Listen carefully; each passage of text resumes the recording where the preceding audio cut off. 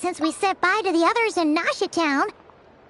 Still no news about Rarer, though. Where could he have slunk off to? If only he was gone for good.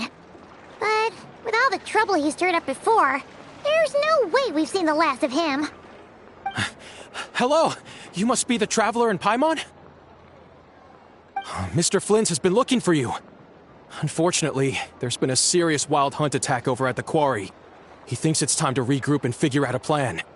The wild hunt? Oh, uh-oh. We better get over there, right away! Come on, let's go!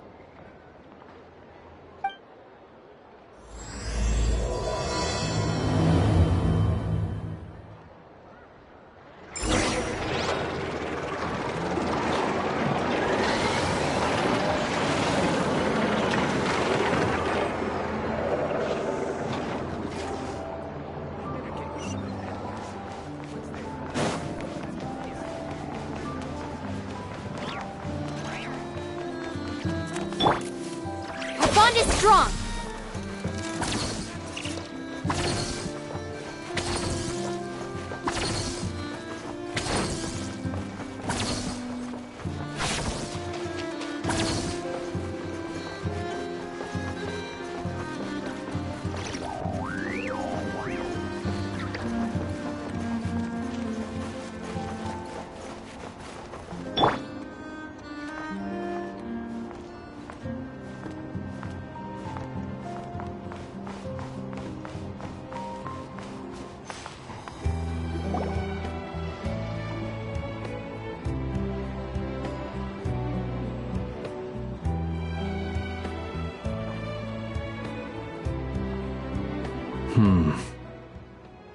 I can barely sense any Kuvaki at all.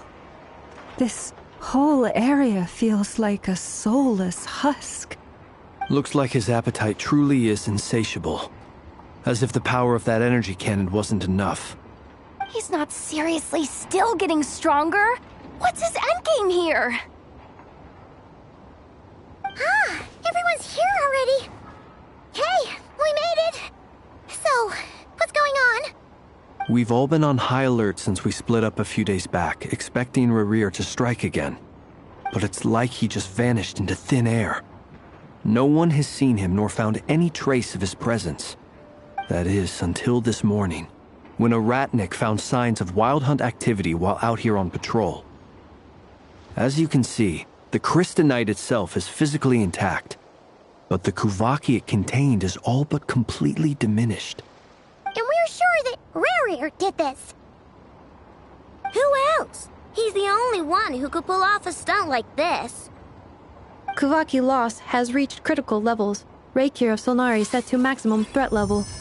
Warning, unless de-escalation measures are taken soon, he will pose a threat beyond our ability to contain. The consequences could be catastrophic.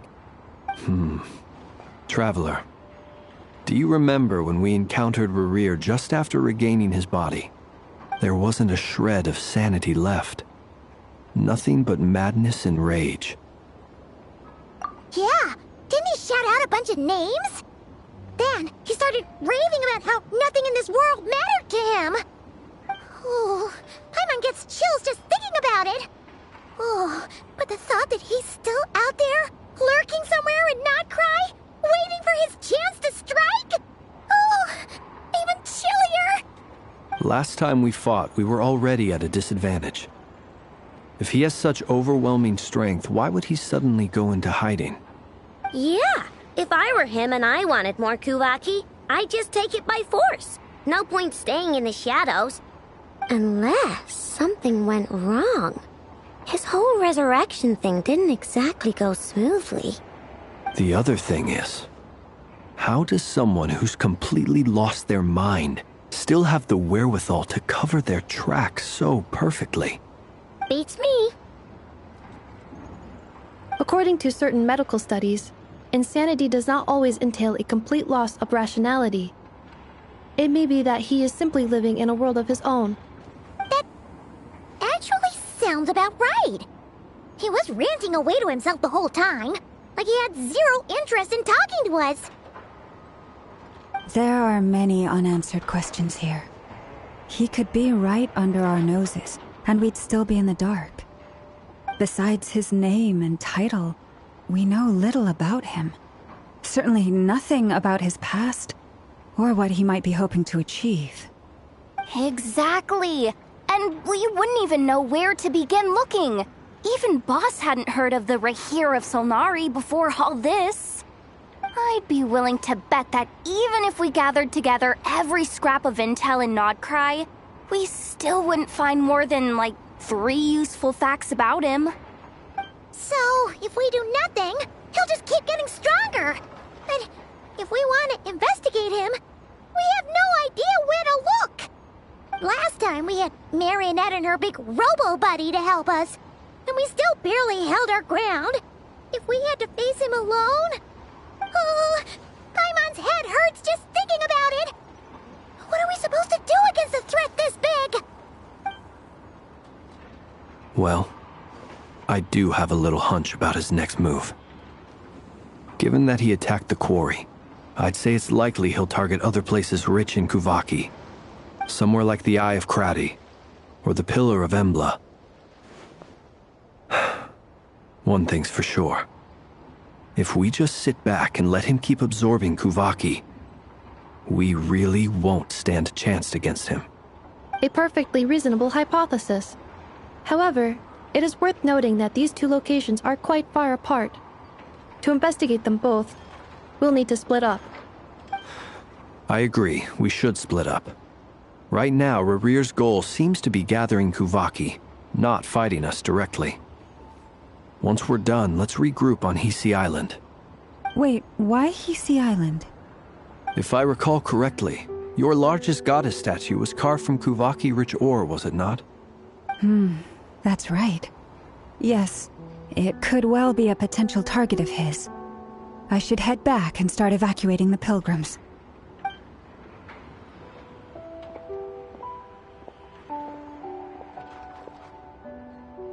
Splitting up's always gonna be risky. But I guess we don't have much choice, right? We're in a race against time here. And if we do run into Rarir, what then? That's when you follow the third rule of treasure hunting. Run like the wind. Didn't you say the third rule was go with the flow? I don't know. Did I? Anyway, whatever. In this situation, go with the flow means go find backup. Agreed. If anyone finds so much as a trace of Rarir, do not pursue him. Get out of the area and alert the rest of us as soon as possible. We need to put safety first. All right, we better get moving. Come on, Anefa, let's go.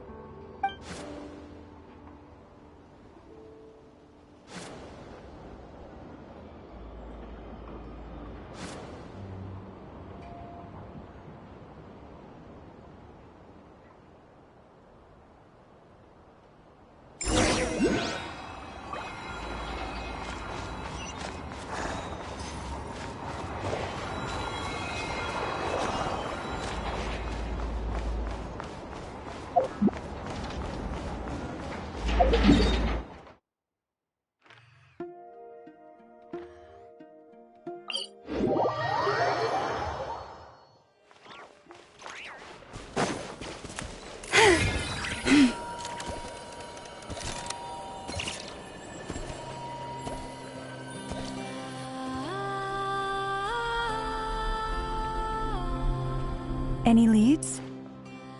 Nope. Diddly squat. No clues to where he might be hiding. It's like he's a ghost. It feels like we're sitting on a powder keg that could go off at any second. Oh, I hate this feeling. I'd rather face him head on than be left hanging like this. So, you guys didn't find anything either? Not loving the word either. How about you, Flint's?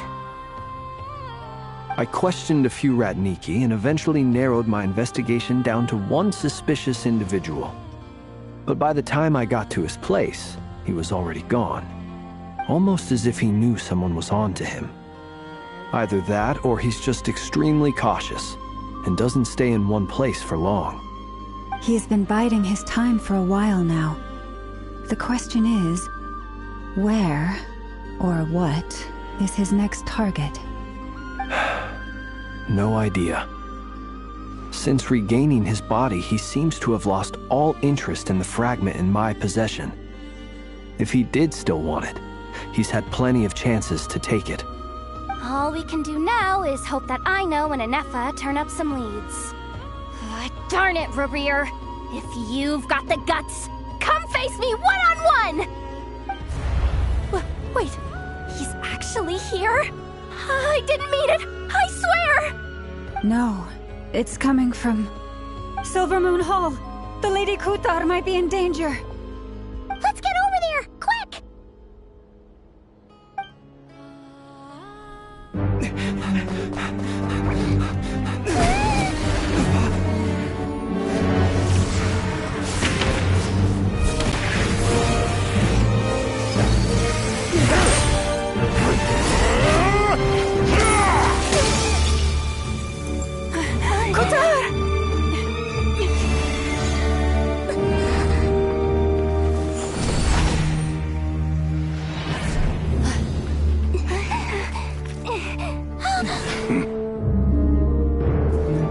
Why is he attacking the damsel elect? What's going on? No time for questions. Stop him!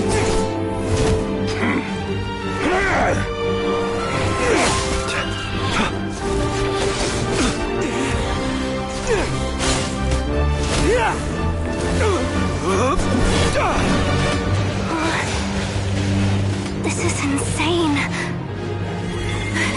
Yehoda, get Kutar out of here! On it.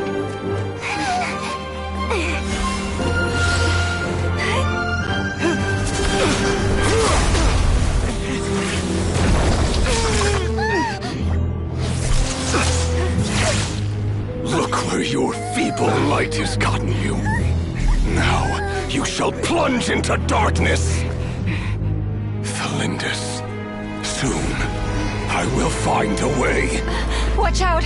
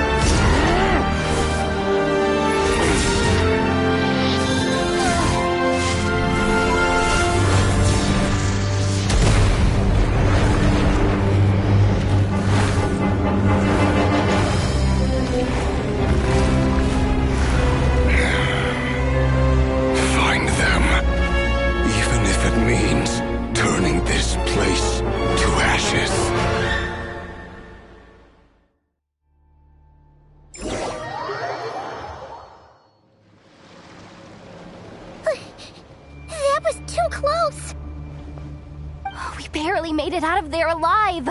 What's that guy's deal? How'd he get so crazy strong? He's a threat to this entire nation. I doubt his strength could even be measured by conventional standards. I have a question. When me and Anefa showed up, we saw him chasing after this lady like he wanted her dead. What was that all about? We weren't there for the whole thing either. They were already duking it out by the time we arrived. Yeah, we didn't see how it all started. It all escalated so quickly, we had no choice but to step in.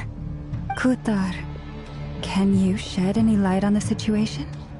Kutar. Cross-checking database. I see. So you're the one that the Frost Moon Scions refer to as the Moon Goddess? Wait, she's the Moon Goddess? Oh, no wonder she looks just like all those statues. There are many reasons why people might worship the moon, and just as many why they might despise it. I've never met that person before, but there was no mistaking his deep-seated hostility towards me. Why he holds me in such contempt, I cannot say. But since he hunts the power of the moon, it's no surprise that I am a target. Kutar. There are many potential motives. For instance, you help the traveler escape his grasp. This could be his way of taking revenge. It is also possible that he covets the Kuvaki inside you and seeks to take it for his own. The list goes on. But right now, devising a counter-strategy should be our #1 priority. The likelihood of this location being discovered is close to 100%. A counter-strategy? We don't stand a chance against an enemy like this. Surely our only option is to run. He's not gonna chase us to the end of the world, right? So as long as we can sneak out of Nodcry undetected... No, I can't say that. Come on, Yehoda, this is serious stuff. You can't suggest we all just chicken out. Running is our only option. Huh? You seem surprised. But what other choice do we have? We are facing an enemy we cannot possibly defeat in battle. Well, I mean, yeah, but still. It's not too late. I can distract him, so you have plenty of time to make your escape. Wait, what? You're gonna act as bait? Doesn't that make sense?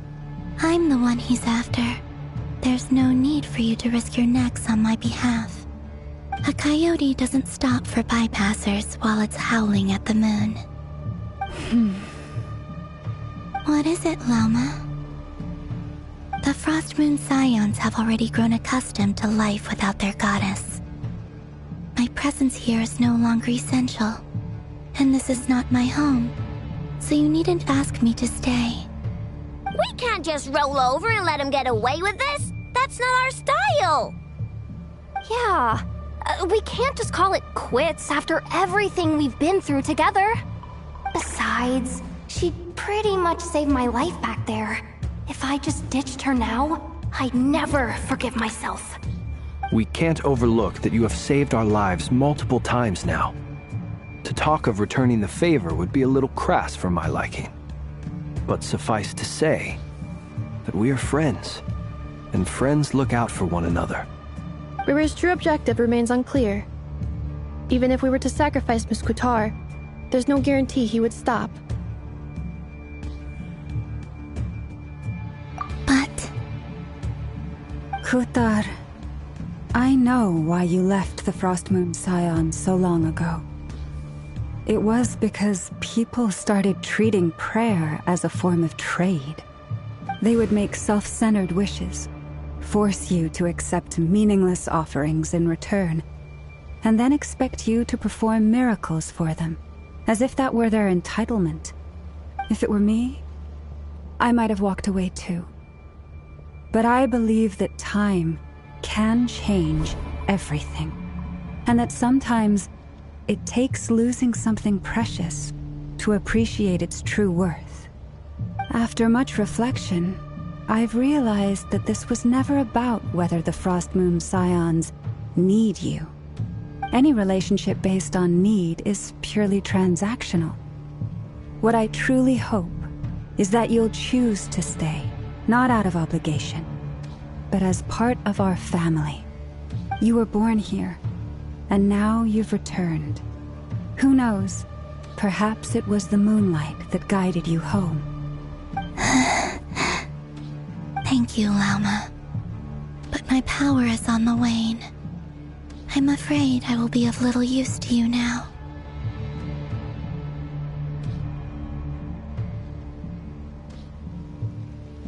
Very well then.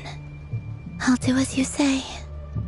Both times you saved us, we were transported across great distances in an instant.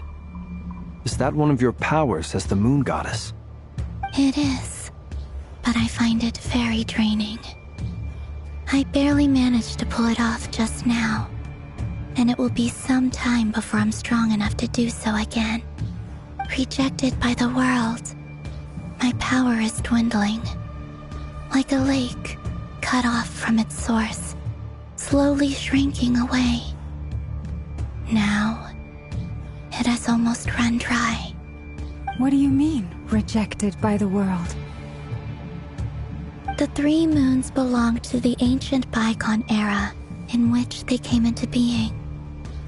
From the moment I was born, the world itself has been steadily sapping away at my strength.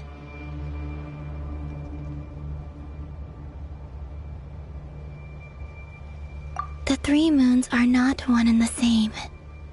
As the goddess of the Frost Moon, I cannot wield the powers of the other 2. Yet moonlight has a way of blending together. Each can reflect the other's glow. So when our fingers touched, I was able to restore my strength by drawing Kuvaki from the eternal moon's marrow. But this method of recovery is painfully slow. If only we could find the... It's the Wild Hunt! Even faster than we expected. We'll have to finish this conversation later. See how those Wild Hunt creatures are running away from us. They're likely just a scouting party, which means Rerir won't be far behind. Then what are we waiting for? Let's get the heck out of here!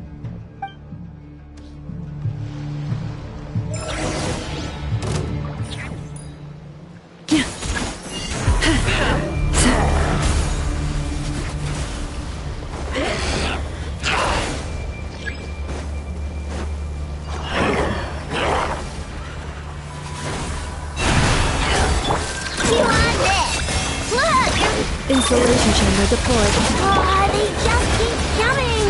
This is driving me nuts! Rerir closing in on us. We need to pick up the pace. There's too many of them! And this time, we can't fall back on Katar's help to escape. This goes on much longer. Beware the creatures of the night. Observe. Close your eyes.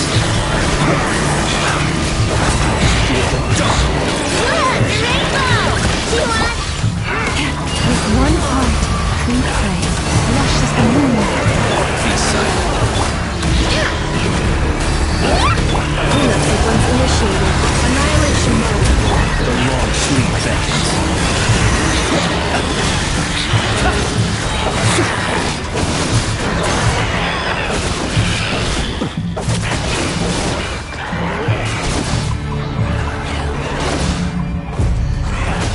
Observe.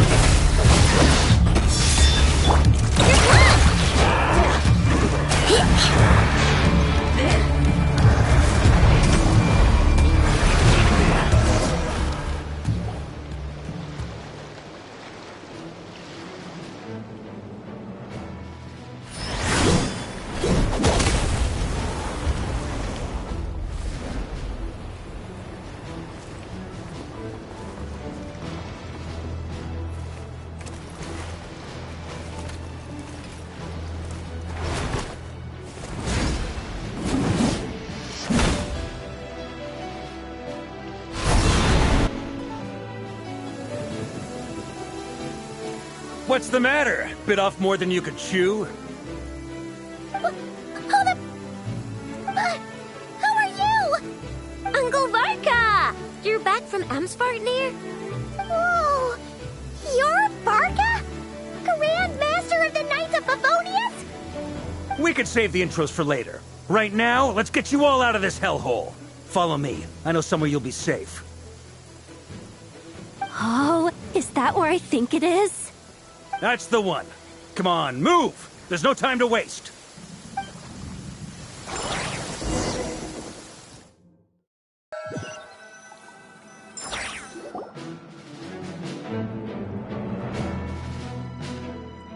Wow! Where are we? This is so well hidden. Well, that goes without saying. This is the Knights of Favonius' meeting place in Nodcry, and a contact hub for the Northern Intelligence Network. AKA, the black market of intel. No matter what faction you're with, it's the place to buy and sell information. Their headquarters are in Nodcry, but they've got contacts in every nation. As an expeditionary force on foreign soil, working with them has offered us the most effective way of getting our hands on reliable local intel. This is where we meet, so naturally, it's secure. Anyway, where were we? Folks from Nodcry should be pretty familiar with me by now, but I believe this is the first time we've met. Allow me to introduce myself. I am Varka, Knight of Boreas, and Grand Master of the Knights of Favonius. We've heard all about you. This meeting's been a long time coming. You look way younger than Paimon expected, but you definitely have that Grand Master vibe. Well, I'm no spring chicken. Just not showing my age yet. Definitely feeling some of that back pain today, though. Rushed back from Amsfartnir without a wink of sleep, only to get right into another fight with that freshly revived maniac. Another? You mean you fought him before? Yep. He wasn't nearly as strong back then, but he was still a formidable foe. I brought some of the knights along to give him a little surprise, but he saw us coming from a mile off. My squad took heavy injuries, and I barely made it out alive myself. We knew it might have been our last chance, so we staked everything on it. But still, it wasn't enough to stop him. I tried tracking him down afterwards, but he didn't leave a trace. Even in his unhinged mental state, he's as cautious as any trained operative. So, I decided to come find you. And as luck would have it, turned up to find you being ambushed by the Wild Hunt. The rest, you already know. Is that why he's been frantically absorbing Kuvaki these past few days? Because he sees you as a threat? Maybe I'm part of the equation, but even if I weren't, I'm sure he'd still be gathering power. He's clearly working up towards something. Note to self, Uncle Varka's strength rating officially upgraded. Guess it's my turn to ask questions now. So, what exactly has been happening in Nodcry? Why has the Wild Hunt returned in humanoid form? And why is it after you? That's a long story, but I'll try to make it quick.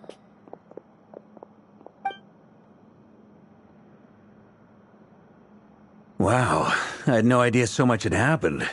Sounds like you guys have really been through it. So, the Kutar is actually a Fatui Harbinger.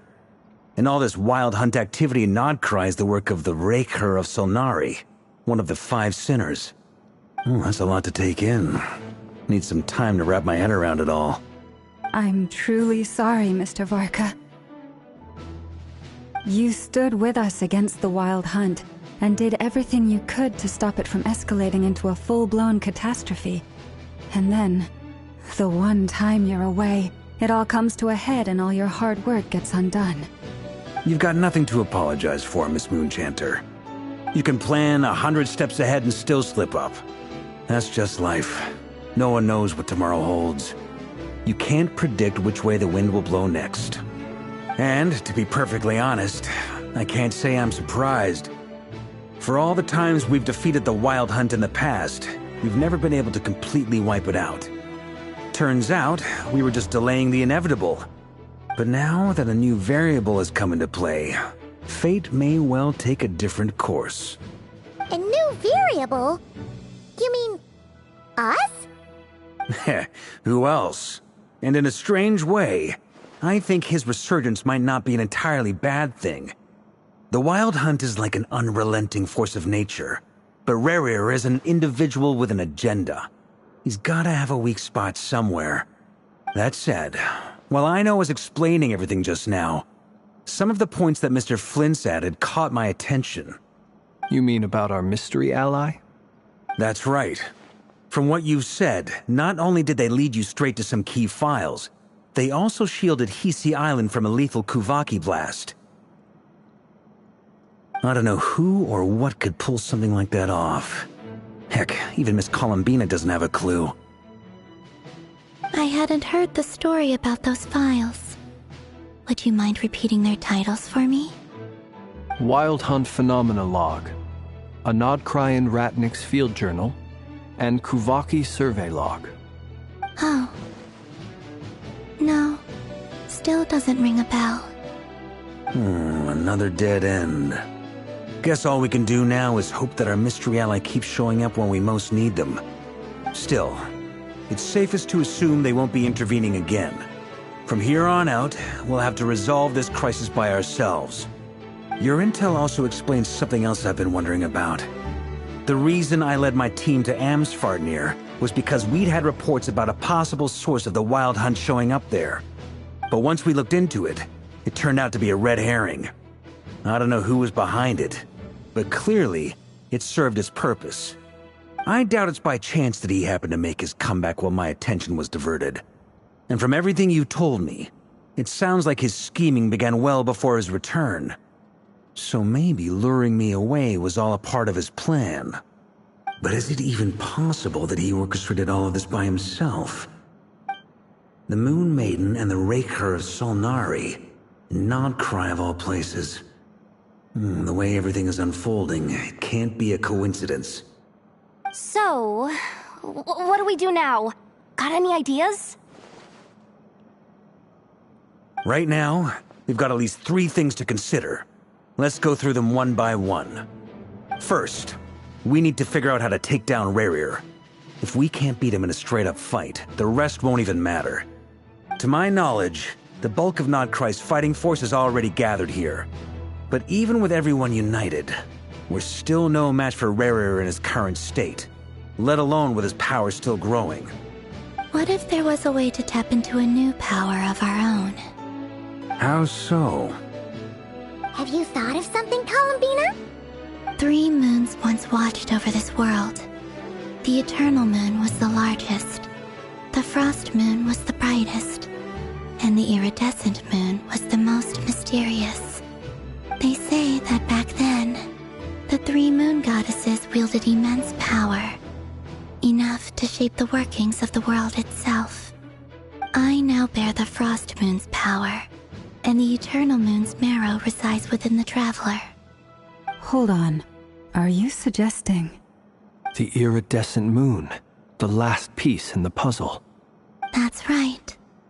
If we can find the Iridescent Moon's marrow, I will be able to regain my strength much more quickly. The 3 moons are said to stir the tides and illuminate all things. Perhaps they hold further secrets beyond our understanding. According to my analysis, the solution is feasible. However, it is subject to one major condition. How do we locate the Iridescent Moon's marrow? I know a way, but we will need to visit the Fatui's Experimental Design Bureau. The Experimental Design Bureau? Are you saying we need to involve Marionette? Yes. I must speak with Sandrone. It's a long way from here to the Experimental Design Bureau. There's a high chance you'll be spotted. You shouldn't go alone.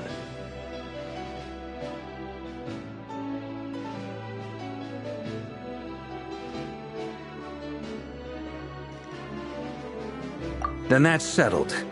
Next up, our second priority.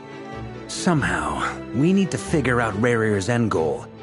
As you saw for yourselves, when he was still in his Wild Hunt form, everything he did was for the sake of recovering his body and resurrecting himself. His first act since then, after laying low for a while, was to try and assassinate this young lady. People's obsessions often reveal their greatest vulnerabilities. There must be a reason why he despises the moon so deeply.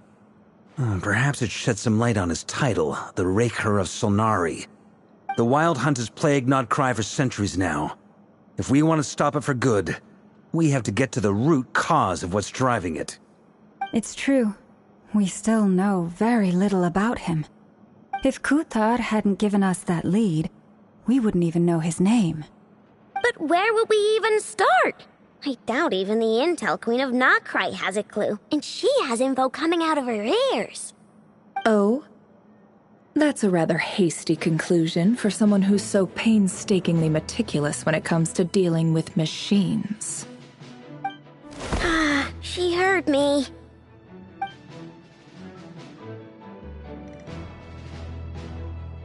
Boss! What are you doing here? I'm now asking myself the same question. I received a letter from a humble knight of Favonius, requesting a meeting to discuss a major business deal. But it looks like this humble knight had something else in mind. Details. Miss Neffer, the important thing is that you've arrived at the perfect time. Since his failed ambush, I've been racking my brains trying to come up with a plan to fight Rarier. Given the severity of the situation, I think it's fair to say that our only chance lies in uniting as one. And I'm talking all the factions in Notcry. We can't do this without the Curatorium, but I knew it'd be a tough job to win you over. So, I took the liberty of reaching out for a little chat. Wait a sec. How did you even hear about this place, Neffer? Didn't you say this is meant to be the Knights of Favonius' meeting spot? And a contact hub for the Northern Intelligence Network? And isn't it supposed to be super hidden? You really think he could have gotten settled in Notcry without my help? Besides, I'm the one running this gig. Of course I know where the meeting place is.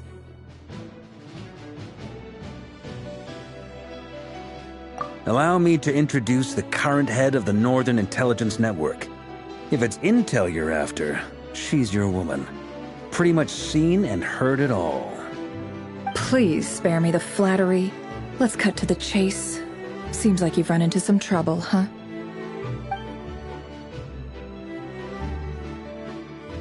Well, this certainly qualifies as an unforeseen crisis. On behalf of the Curatorium of Secrets, I wish you all the best of luck. So you're just going to sit this one out? Why should I get involved? What could possibly be in it for me? What if we told you we can't do this without you? Oh? Then I'd say, you'd better make it worth my while. I don't work for free. I can't put a price on something like this. It's just not in my nature. But then again, you and I have always been polar opposites in this regard. So I can't exactly say I didn't see this coming. If you insist on compensation, I will pay you. Consider this a formal commission. Sound fair? You just don't give up, do you? Too bad. I know you well enough to know you can't afford my prices. The riskier the job, the more it'll cost. And a Moonchanter's stipend isn't exactly generous. Unless you're planning to start passing the donation box around among the faithful. Boss, just a thought. If they come up short, maybe you can take the difference out of my next few paychecks. Things got really dangerous during the fight with Rarier. If this girl hadn't saved me, I'd be ley-line fodder by now. I'd be gone for good, boss. If there's any way we can make this work, I'd really like to help her. Please? I'm begging you. This is why I'm always telling you never accept favors. They are the hardest debts to repay. You have to be careful who you get involved with, or you invite all kinds of misfortune. Very well, Yehoda, I will help. But just this once. Don't count on this happening again. Flynn's, that fragment that Rarier was after, do you still have it on you? Of course. Let me borrow it. I need it to follow up on some leads. Wait, you actually have some leads? Shh. This is top secret information. I get it. We all have things we'd rather keep to ourselves. Plus, I know we can count on you, so we'll leave the intel gathering in your hands. And that brings me to the third and final item. We need to find a way to distract him. We need time to make our move, so someone will have to stall him. I'm in for this part, no matter what. Anyone coming with? Count me in too. Come off it, you two. Quit playing heroes. I'm way ahead of you here. Nefa did a scan of the Moon Goddess's Kuvaki signature, and we're gonna use it to make some decoys over at the Kramkake craft shop. Anyone who's in, follow me. Once they're ready, we'll deploy the decoys across Nogcry. So as long as the rest of you keep moving, he won't catch on to your scent and won't be able to track you down. I like it. Genius idea. No biggie. All right then, we'll split into 3 teams. Once your team has finished their mission, return here and wait for the others. Dismissed!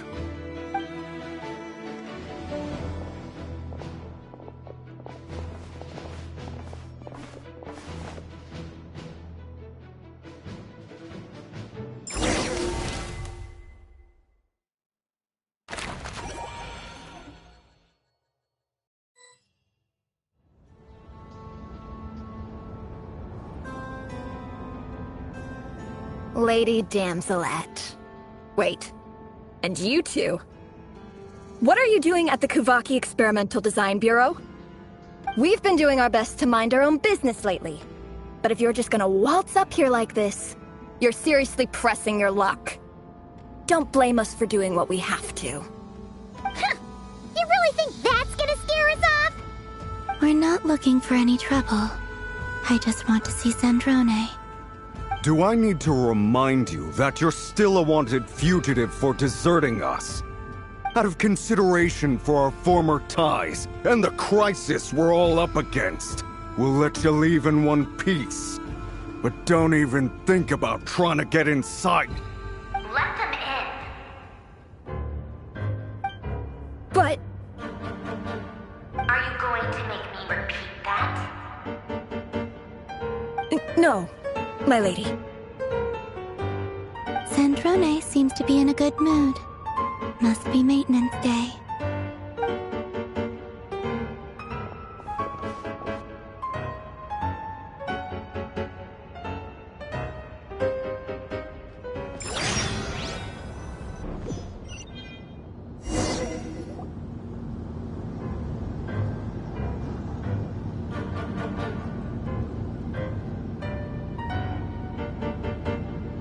So tell me, to what do I owe the honor this time? Actually, before you answer that, just so we're clear, we're not colleagues anymore, Columbina. I don't owe you anything. I promise it's nothing big. It seems like you've gotten the wrong idea here. The only reason I let you in was because I was bored. It seemed like a way to kill some time and satisfy my own curiosity. Whatever miscalculations I may or may not have made in the past, I haven't lost the plot enough to even consider sticking my neck out for your sakes. I'd like to speak with Arlecchino. What? Huh? You mean the knave? I'd like to speak with Arlecchino. Is she in Nodcry? No, she's not. Once the work on this facility was completed, she went back with the Rooster and Regrator. The only ones in Nodcry are me and... What is it you need to speak to her about anyway? Rerir is hunting me. If I'm going to face him, I must first retrieve the lost moon.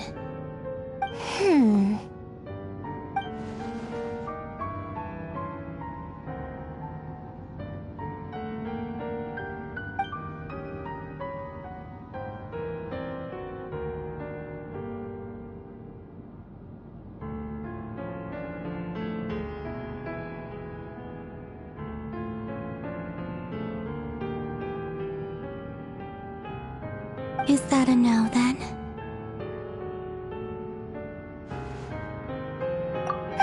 As if I need reminding. I was this close to settling things with him before someone decided to whisk me away to their weird little garden. Have you held any tea parties lately? Tea parties? Yeah, obviously. You don't seriously think we'd pack it all in just because you aren't here. If anything, they've been more eventful than ever.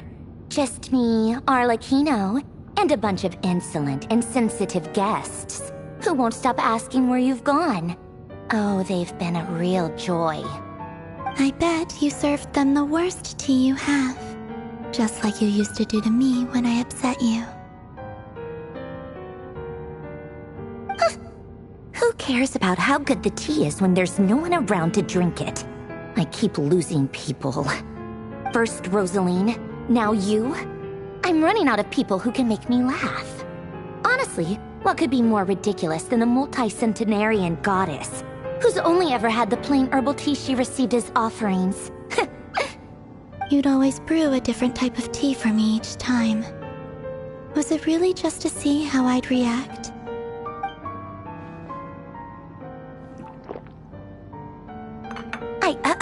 Well, duh. Why else? Watching you squirm was practically my only form of entertainment.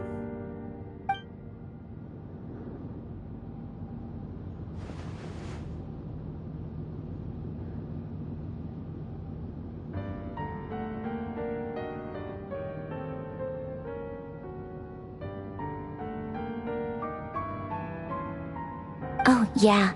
And Capitano sometimes used to bring Tartaglia around, too. But I guess we won't be seeing him again.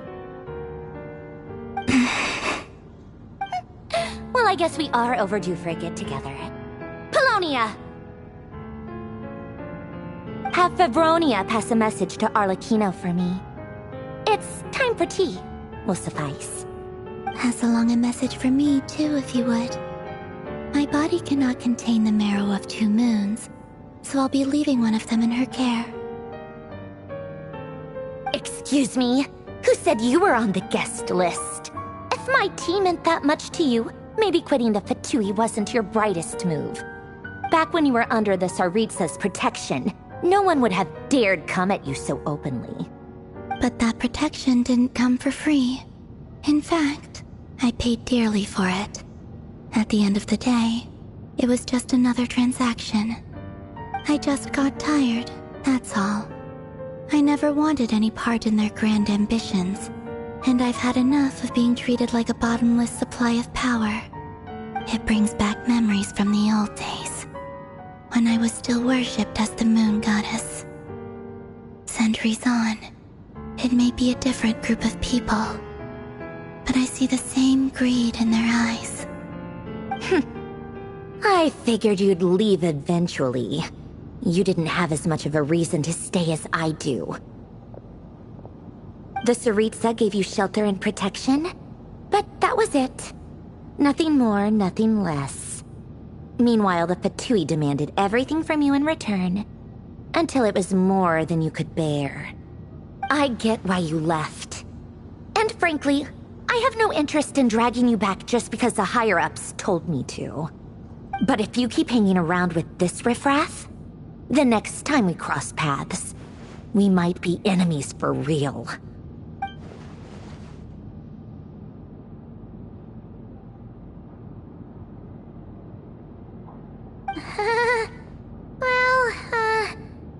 Guess that's our cue to leave.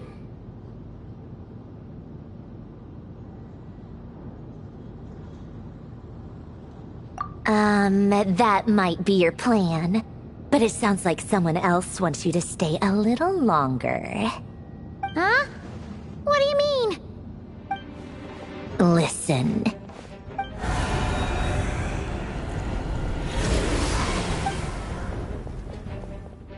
My lady, it's the Wild Hunt. A horde of monsters is headed straight for the facility. Another uninvited guest trying to crash my tea party. Clear the area! I'll handle this. Wait, what? You want us to leave you here by yourself?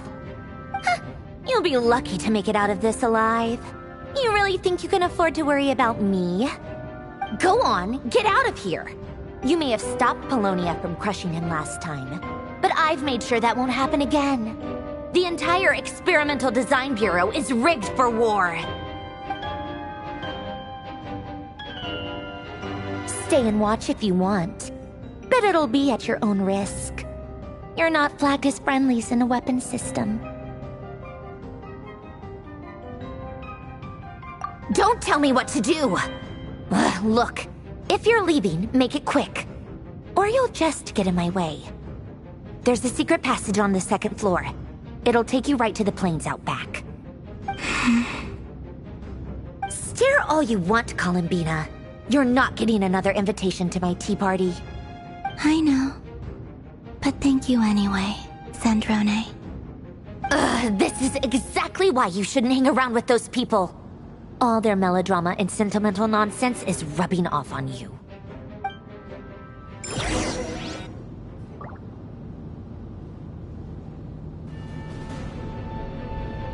Come on then, Mr. Ray here. Let's pick up where we left off. It's your Wild Hunt monstrosities versus my beautiful creations. Let's see who comes out on top.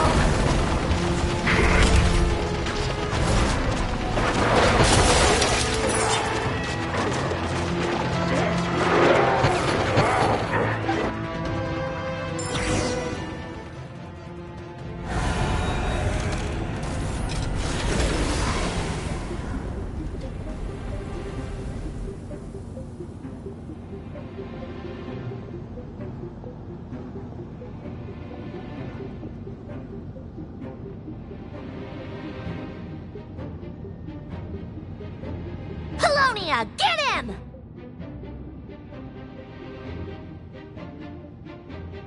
I've upgraded Livonia again since our last encounter, and uploaded every last scrap of your data. So let's finish this, once and for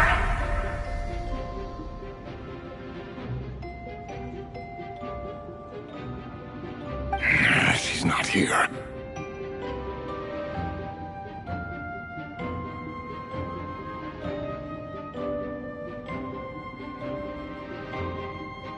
Where did she go?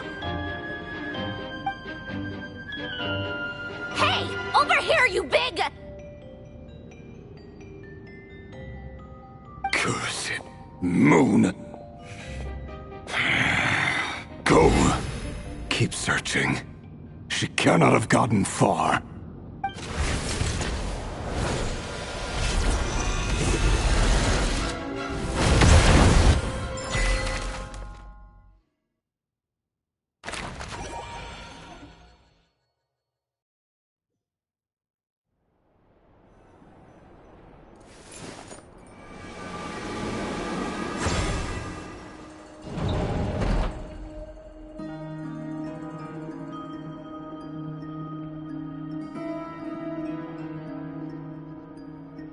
So this is your method for investigating Rarir's past?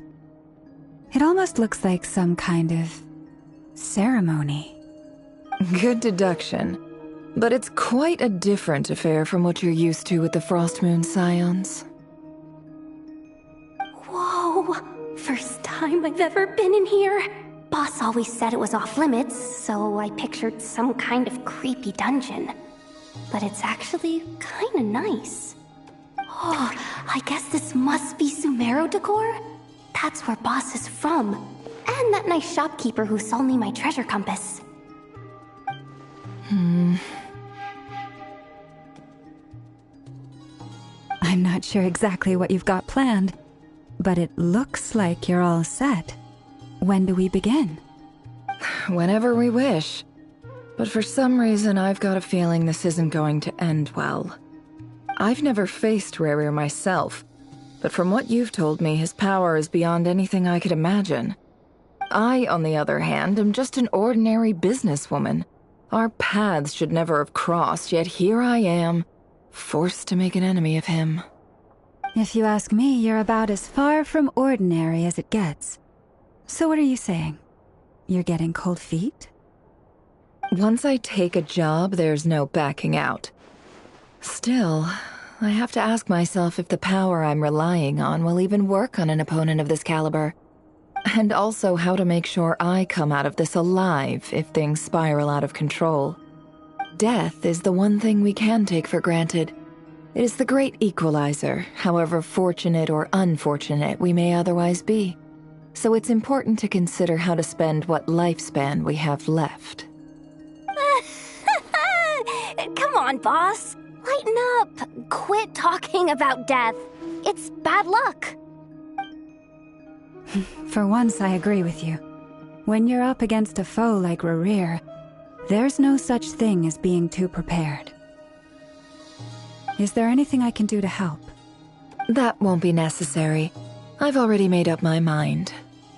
Time to cash in a precious favor I've been saving for a rainy day. Yehoda, I need you to find someone for me. The sooner the better.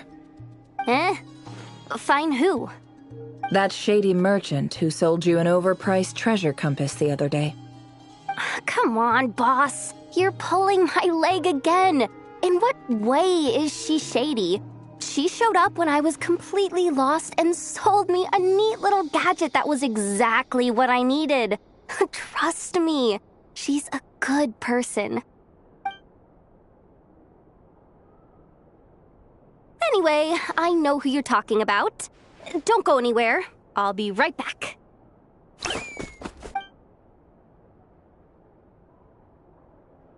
Quit grabbing me. I genuinely can't run any further.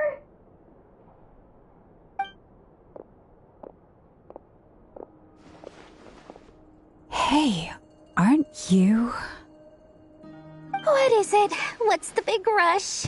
You dragged me out of a dream where I was literally swimming in Mora. I'm charging double my usual attendance fee.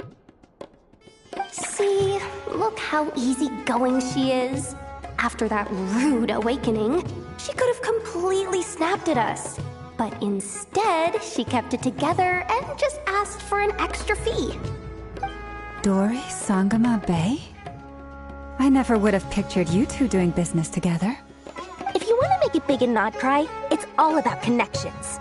Lady Nefer just so happens to have a lot of intel that interests me. And she also did me a big favor in the past.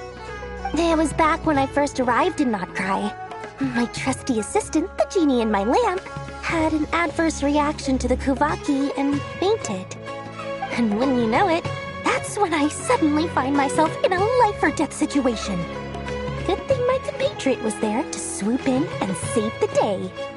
I've been giving her a 30% discount off all of my goods ever since.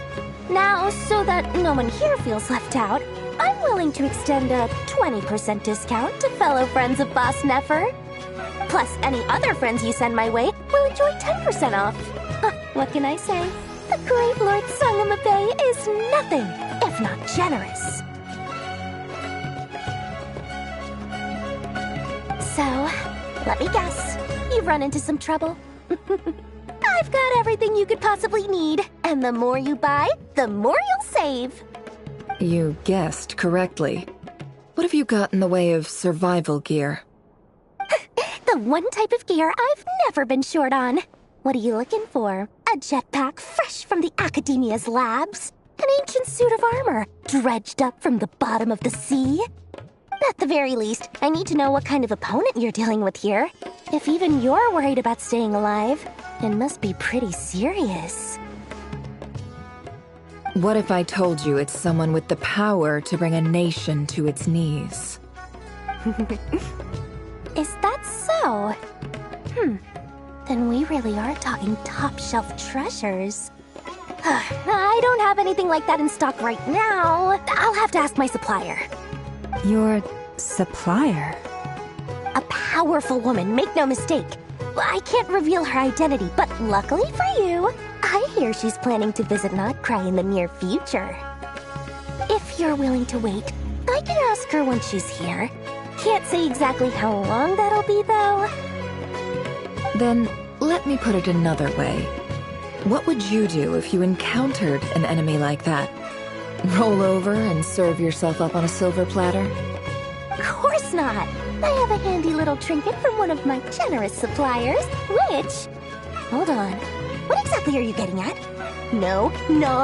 This is for my personal use only! Let's just say I'm borrowing it, all right? Just for insurance purposes. You'll get it back later. Favors are the worst kind of debt to owe, and now you've got a chance to repay one. A win-win situation, don't you think? Fine. You can borrow it for 5 days. No, make that 3. And for every extra hour after that, I'm charging you 1 million mora. Deal? Deal.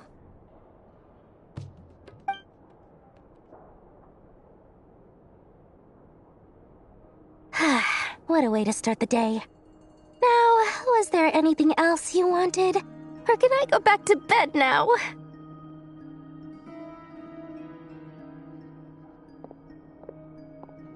That will be all. Take care now. Don't trip up on your way back, friend. See you later! You're my favorite shopkeeper.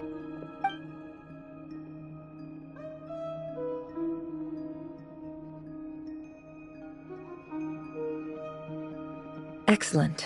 Everything is well and truly ready. The ceremony can now begin. After initiating the ceremony, your minds will follow me wherever I go. You will see many strange things in your mind's eye. So remember, don't be frightened, and don't make a sound. Now then, let us peer into the Raker of Solnari's past.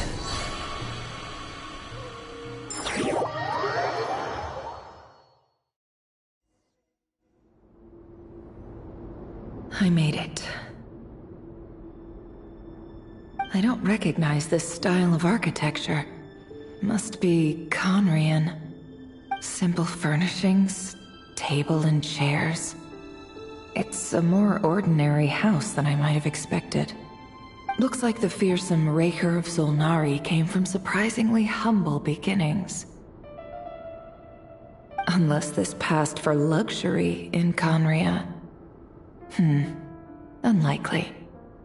It was said to be a very prosperous nation in its heyday. Anyway, I'll keep exploring.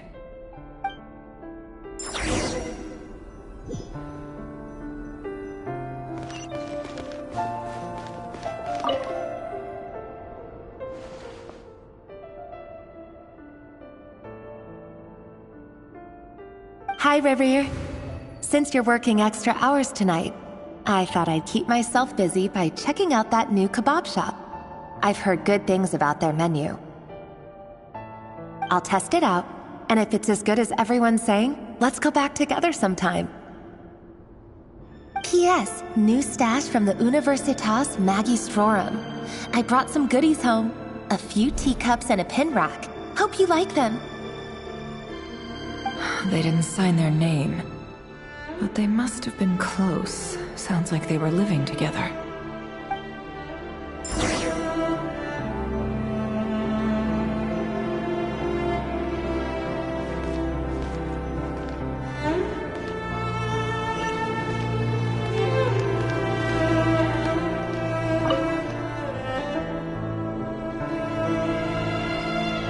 I went over to Joseph's for drinks today. They have a fine collection, but I went alone. Felindis was tied up with something and couldn't make it. Joseph asked why I came alone, but I didn't really have an answer. He then went on to ask about other things. If you ask me, someone who asks that many personal questions is too nosy for their own good. But if he invites me again, chances are I'd still go. Felindis. That's the same name Rerir mentioned. Crane imports keep falling. If things don't pick up, we'll soon be back to meat and mushrooms only. Honestly, I'm not a huge fan of that new type of mushroom everyone's been into lately. Didn't it start out as a lab-grown variety? I heard it's even mildly corrosive.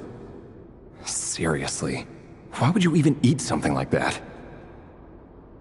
I don't care if it's an impressive feat of alchemy. That just isn't the kind of thing I like to eat. Grain has to be imported, and they're eating a diet of mostly meat and mushrooms. Could it be because Conria is underground, so it doesn't get much sunlight? That would explain why they use so much stone in their buildings. They even use alchemically modified strains for food. Seems like the people of Conria don't have many options when it comes to dining. I've just about saved up enough now. Time to buy it and keep it somewhere safe. Making a big purchase. I wonder what it is.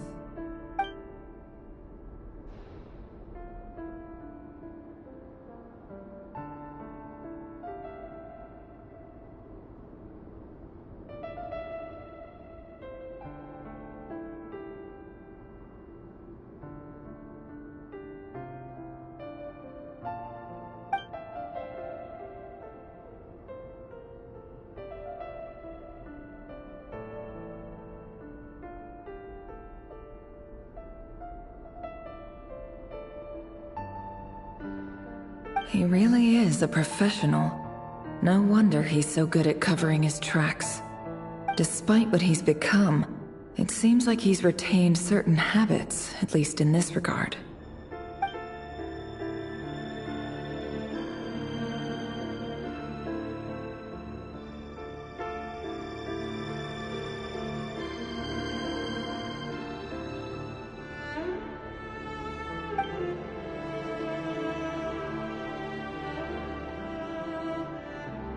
Did Rerir rip it out himself?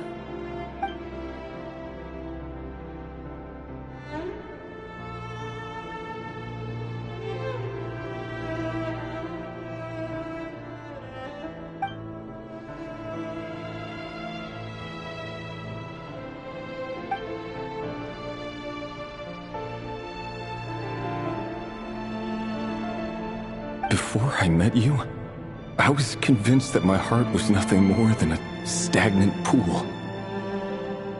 The burial place of a fallen moon. A withered, windless grove where the waters rested forever unrippled. It was you who helped me see that my heart hadn't entirely withered away. That it could still beat to the rhythm of love. This is just trivial sentimentality from the looks of it. Why would he go to the trouble of hiding that? The burial place of a fallen moon.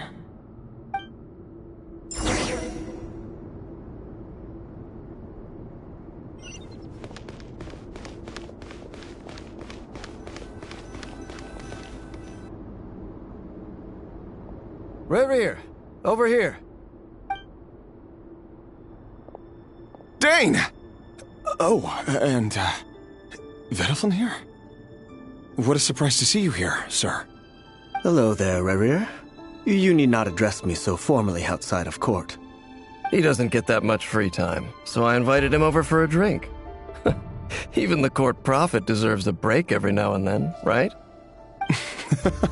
Well, I'm flattered. So, what are we discussing today? Hey, don't look at me. As far as I see it, we don't need an excuse to have a few drinks. Come on, don't give us that. Didn't you say you were about to pop the big question? How's that coming along? Who'd have thought the great Twilight Sword was an even greater gossip? I just didn't expect you to be the first one to settle down and get married, that's all. Yeah. If you told me that a few years ago, I wouldn't have believed you either. So, are you planning to come clean about your job then? I'm guessing you still haven't told her. Sure, I'll have to tell her at some point. But I'll need to pick the right time and place. To be honest, I have no idea how she'll take it.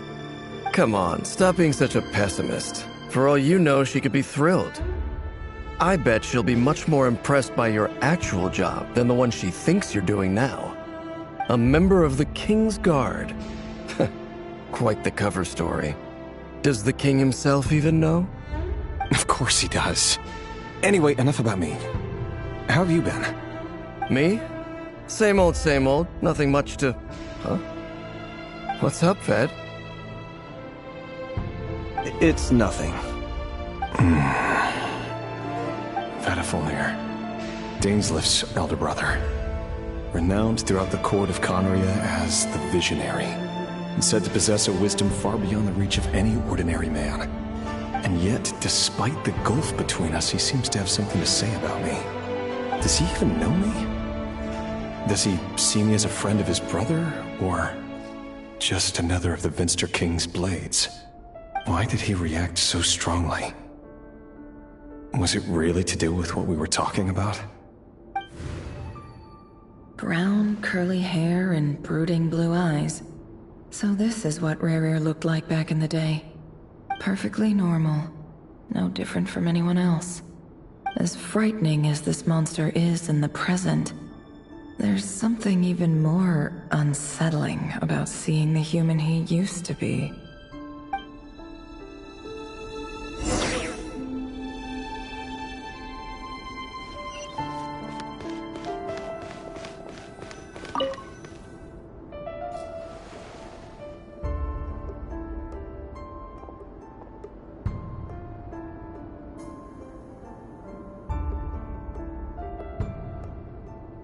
Felindis?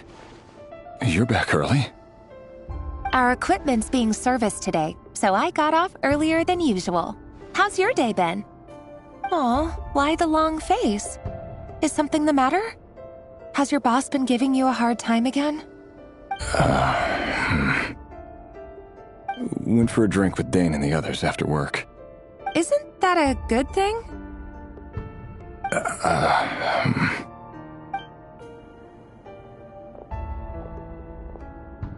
Vediflin showed up today, too. You know, Dainslift's older brother. Ah, Mr. Vediflin. Yes, I've heard of him. They say that everything he says ends up coming true. He overheard Dainsleif mention that I'd recently proposed, and seemed to have an issue with it. But when I asked what it was, he kept it to himself. So, you're worried? You could be such a child sometimes, Revier. We're nobodies. Why would the visionary be concerned about us? I'm sure someone in his position has much bigger fish to fry. Maybe you're right. You worry too much, Revier. We've been together for ages now, and everything's been going so well, has it not? You've even proposed to me. So, you do remember. Tell me then. What's your answer? Like I said, I need some time to decide. You can't just rush into things like this. We may be nobodies in the grand scheme of things, but if we want things to work out, we've still got to plan ahead. All right. Take your time. Just don't keep me waiting forever. Nobodies. Sounds about right. In the eyes of people like Vedalfnir and Dainsleif, what do we matter? Can someone whose gaze is so fixed on a far-flung future even see the present clearly? Besides, the dynasty's fate rests with the king and his inner circle. Whatever I do, it won't make much difference. Meanwhile, every idea they come up with and every decision they make, it affects everything. These days, the king is lost in his research, and the purge of the Crimson Moon bloodline grows ever more intense. The opposition tried to speak out, but nothing came of it. And I'm under no illusions as to why.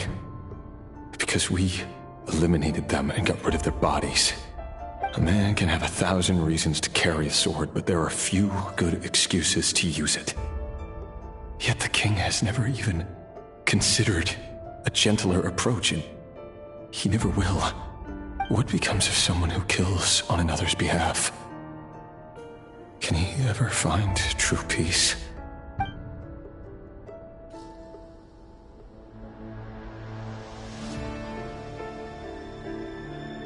Thelindis?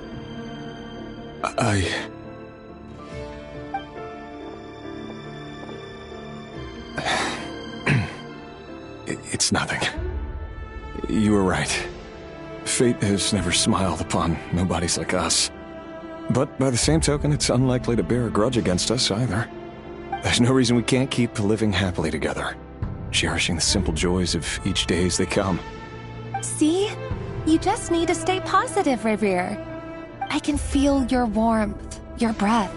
You're right there, right by my side. Just seeing you makes me happy in a way I can't explain, and that's something that no one could ever take away from me. So smile, my love. Let go of that frown. You're right, Thelindis. I've just been overthinking things. That's better. Getting caught up about things like this will only ruin our evening. Speaking of which, all set for the ball tonight? I need to go get ready. You go ahead. I just have a few things to take care of, then I'll come join you. Even busier than the big shots, huh?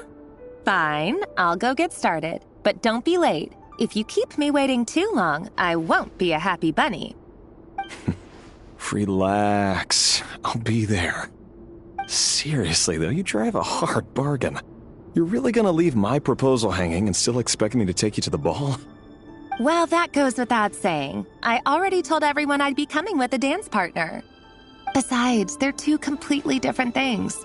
Let's take it one thing at a time, all right? All right. White outfit it is. It seems like Rerir was deliberately hiding his ties to the intelligence services by giving the impression that he was just an ordinary member of the Venster King's Guard. He clearly doesn't want his would-be fiancée to know about his other life. Then again, that's hardly surprising. People in the intelligence trade rarely do. Who'd have thought we were in the same line of work? Let's dig a little deeper.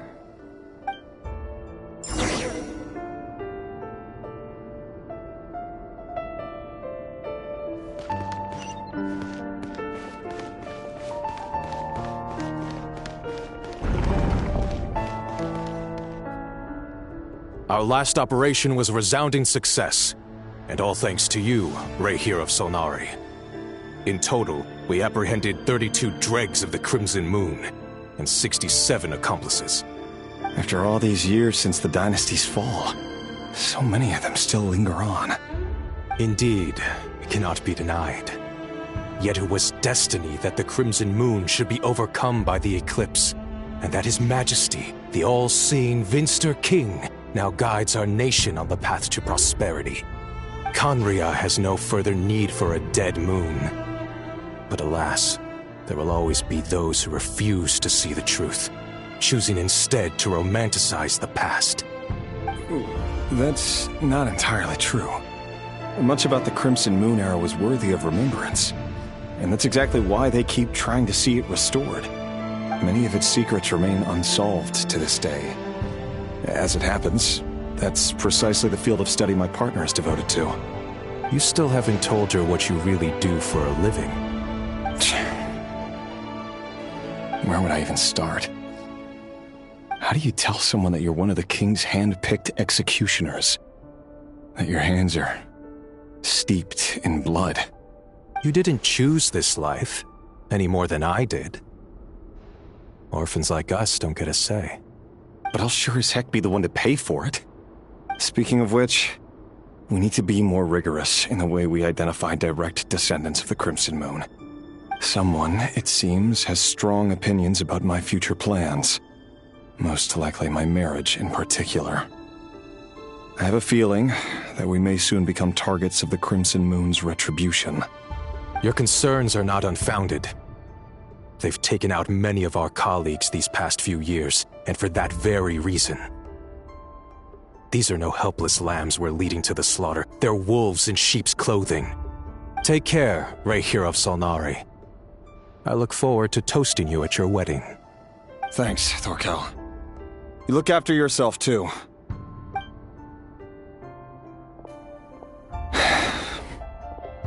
Thelindis, I never wanted to keep this from you. You're the last person I would ever want to lie to. But that's exactly why I can't tell you everything. There are things you shouldn't know. Things you cannot know. The moonlit dynasties are a thing of the past. Yet even now, with the sun shining high in the sky, there are those who would call forth a dead moon's ghost. Could that be why Vedalfnir held back? Or was it because of some court secret he's not at liberty to share? I have to get a clear answer from him. No matter what happens, I will protect Thelindis. Rayhir seems to be very concerned by Vedalfnir's reaction. Vedalfnir and Dainsleif, the Visionary and Twilight Sword. So that's what they were really like. I've investigated this whole area now. There doesn't seem to be any other memories here. Should I try somewhere else? Wait a second. What's this black smoke?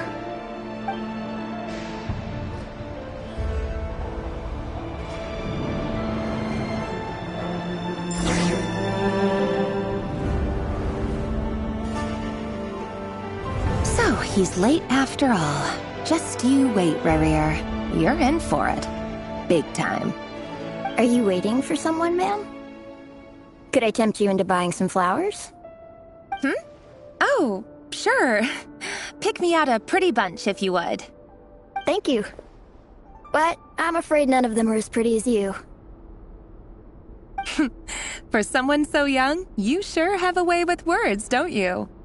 I'm only telling the truth. Look me in the eyes.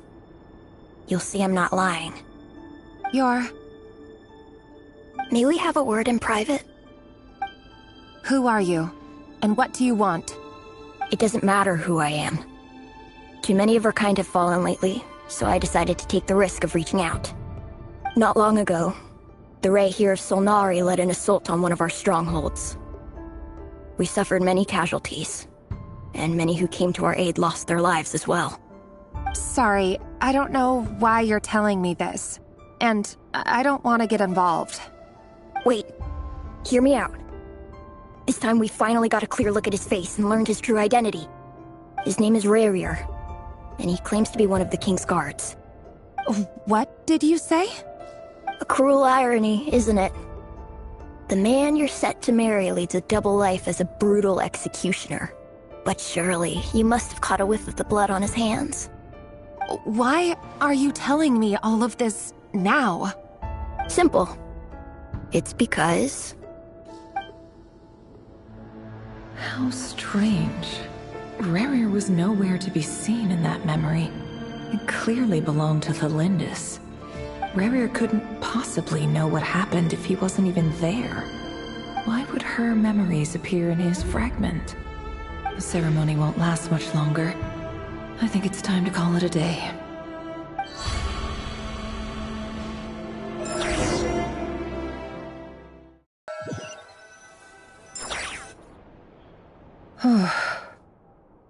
So that was your doing? Did you just pull us inside Rerir's fragment to spy directly on his memories? Any more questions, and I'll have to start charging. I had no idea you could do that, boss! Seriously, that was amazing! We're not worthy. We're not worthy! I gotta admit, though, I'm itching to see what happens next. Feels like we barely scratched the surface. I'm just as curious as you are, but the ceremony only allows for limited time inside. That's all we can see for now. Luckily, we managed to learn quite a lot. So far, so good. I just hope the others are doing okay too. Especially the group with the Traveler. Their mission is a risky one. Let's hope it's all going smoothly. If you're worried about them, go see how they're doing. If I know boss, she's gonna need some time to write up all the details and make sure it's all coherent. I'll stay behind to lend a hand, but feel free to head back and meet up with the others.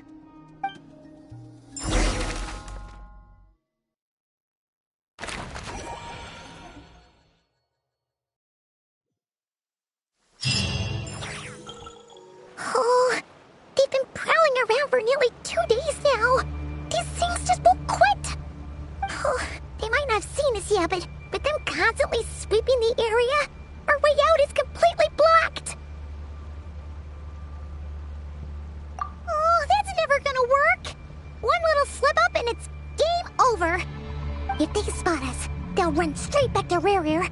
And once he knows we're here, it won't be long before he's breathing down our necks again.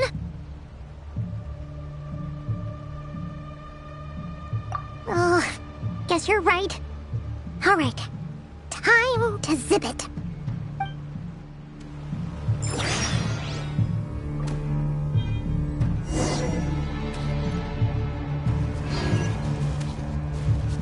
Quick, hide! We almost got spotted! Phew, that was a close call.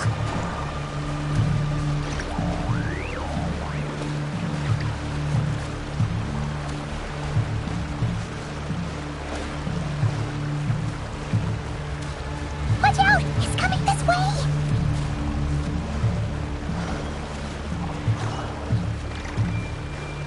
Keep going. We're nearly there. This is the final hurdle.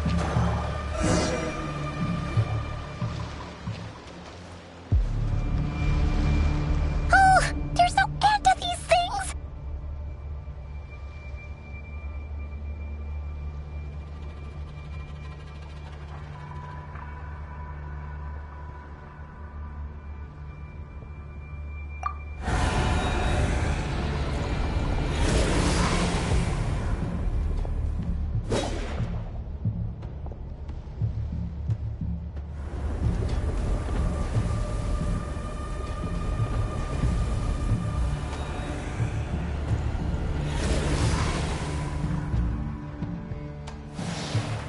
Fire.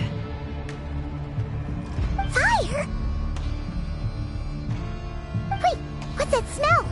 Oh no! There's a fire!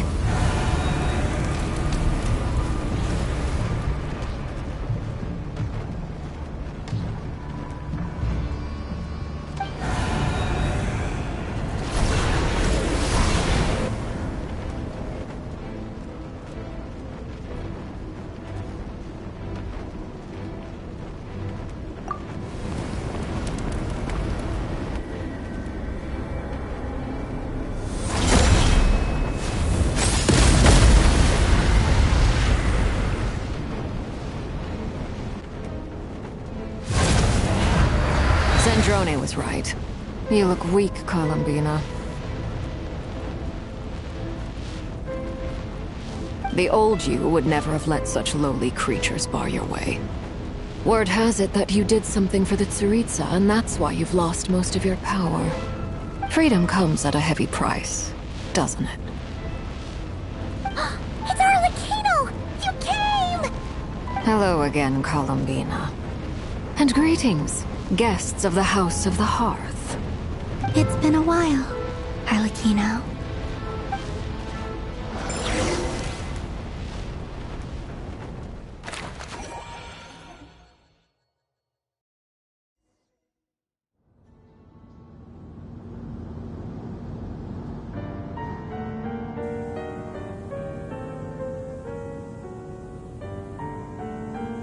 Stupid right here of stupid Solnari.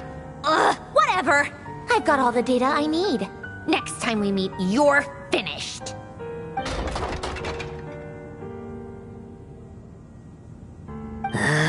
He sure doesn't pull his punches. Excuse me, do you need a hand? You can do me a favor by staying out of my way. Can't you see I'm busy? Wait a minute. I recognize that voice. Hello, Miss Sandrone. Father sent us over to help. Huh. How considerate of her. Hey, Fremine, get over here and help me fix this. Lenny, you do your thing. Just keep your sister away from my machines. Nearly every machine that cat girl touches ends up going haywire. Go put her on cleaning duty or something.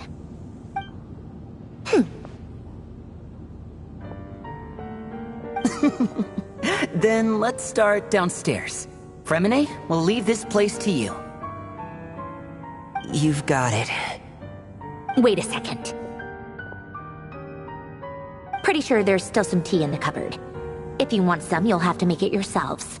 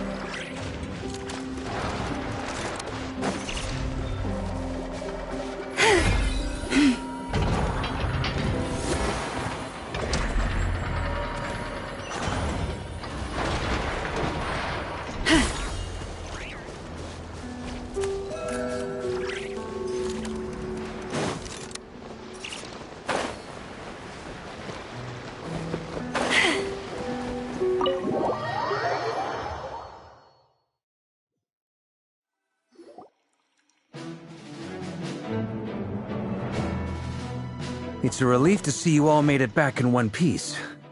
Huh? Feels like there's quite a few people missing. Where's Flint's and the others? And what about Nefer? I returned ahead of them. Flint is helping Ino and Anefa to set up the decoys and buy some time. As for Miss Nefer... Boss is still wrapping things up on her end. She sent us back to fill you all in on the top secret intel we've been gathering. I see. Then let's get right into it. But first, who do we have here? You brought someone else in to help? Greetings. I was invited here to help as a longtime Tea Party companion of Columbina's. You may call me Arlecchino. Surely it can't be. Those eyes. Oh, where have I seen them before? Wait, of course. In those memories we just saw. The only Arlecchino I know is the fourth of the Fatui Harbingers.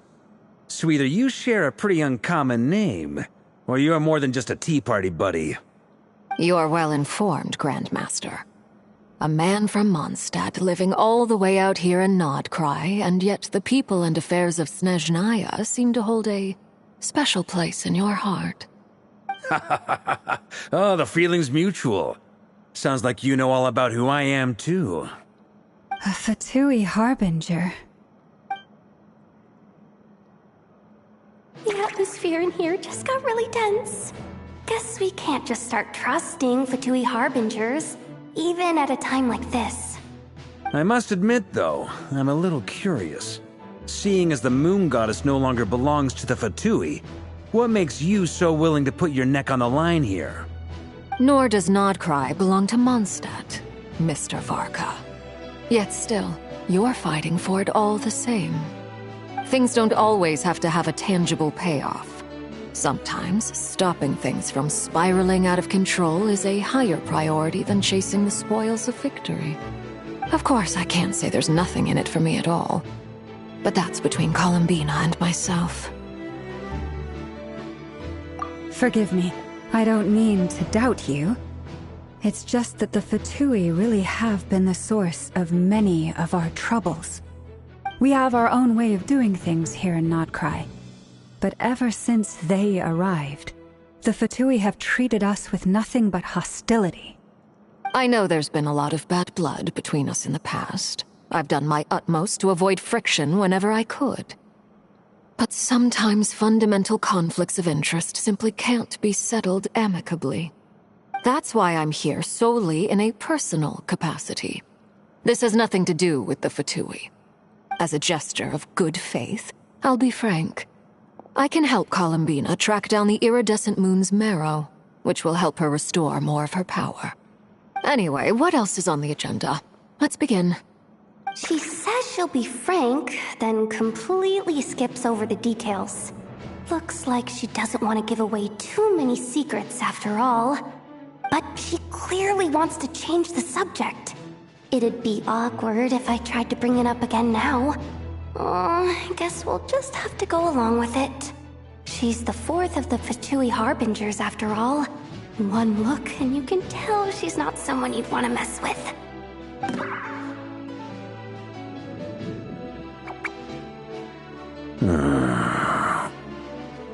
Well, since Miss Arlecchino sounds confident in her ability to handle that, we'll proceed to the next topic. Yehoda, time to share that top-secret intel. All right, listen up, everyone. First, we now know that Rerir was originally a Conrian secret agent whose primary mission was to hunt down and assassinate the so-called Dregs of the Crimson Moon. The Dregs of the Crimson Moon? Mm-hmm. In the memories, there was a lot of talk about the Crimson Moon and Eclipse, and a whole bunch of other stuff from the time of Conria. To my knowledge, those were the names of two different Conrian dynasties. Long, long ago, it is said that the people of Conria worshipped the Crimson Moon, drawing a mysterious power from its reflection. But one day, a coup saw the Crimson Moon eclipsed, hence the name of the new dynasty that replaced it, and how it became the new emblem of Conria. Still, long after the Crimson Moon dynasty had fallen, the last ruler of the Eclipse dynasty, the Vinster King, still coveted the secrets it left behind. So, he sent the Rehir of Solnari to secretly hunt down the Crimson Moon's few remaining followers. In those days, Rerir showed no signs of madness. In fact, he was as normal as any other person. Oh, and he had a fiancé, or at least a would-be fiancé, called Tholindis.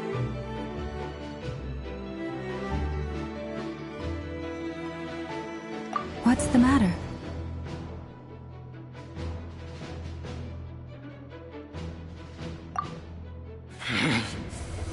Stephanie, Granddaughter, Lindis.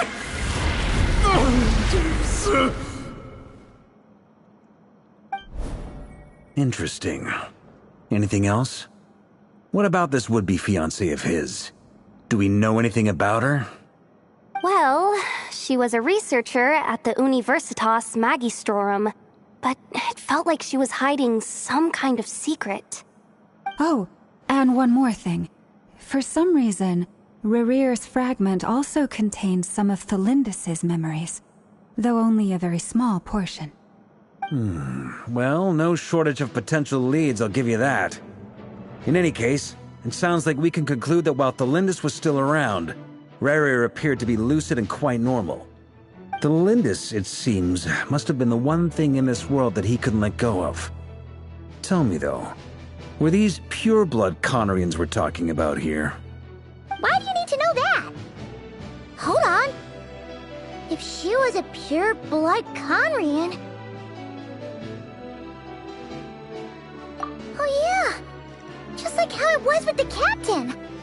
If we could somehow find her, do you think there's any chance Rerear might regain some of his sanity? It's possible, but it would take a miracle. We can't pin all our hopes on that.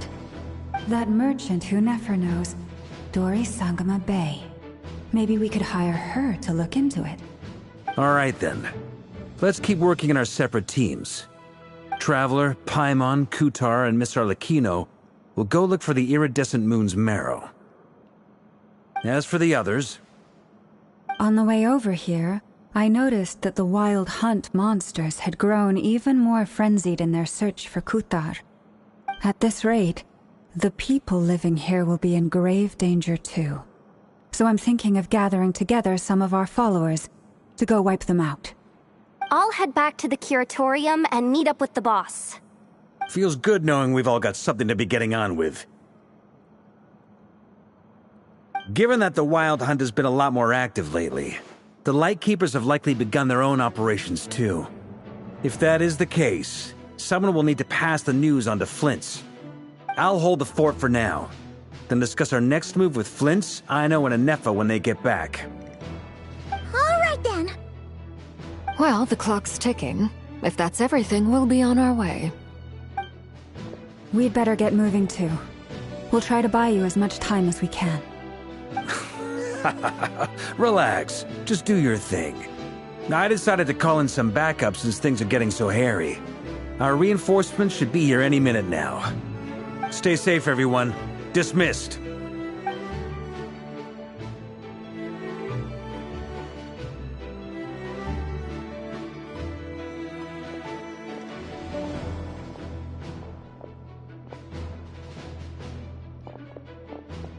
We're back.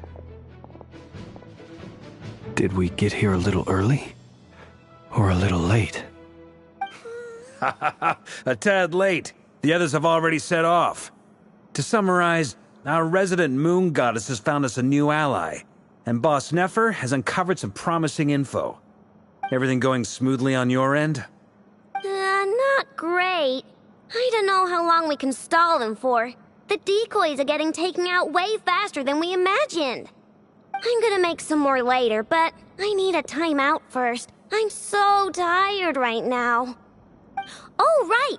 Inefa, could you fill in Uncle Varka on what we just discussed with Flint's? Sure. Uncle Varka, you previously told us about how when you went to investigate a source of the Wild Hunt in Amsvartnir, you discovered that it was just a diversion. But according to Flint's intel, several outbreaks of the Wild Hunt had already occurred in Nodcry in the period leading up to that. That was before Rerear had regained his body, when he was far from regaining his full strength.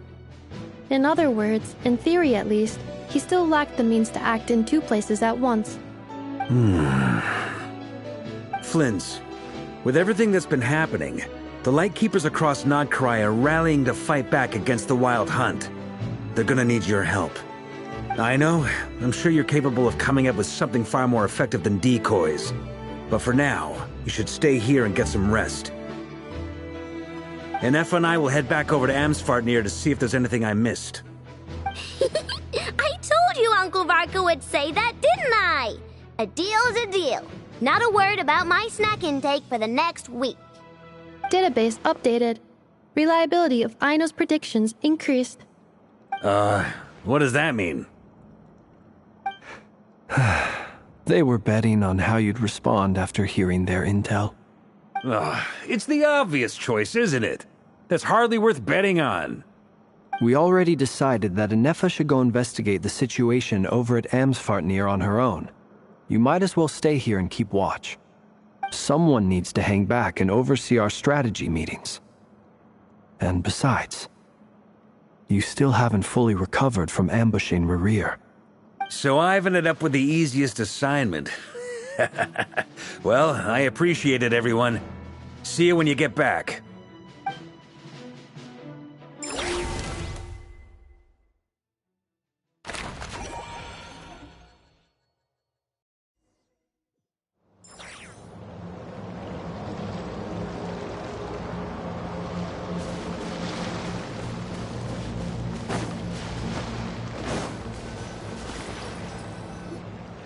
Here, this will serve as a good spot to cross over. Arlecchino, hold up a second! Since you brought us all this way, would you mind telling us what you've got planned?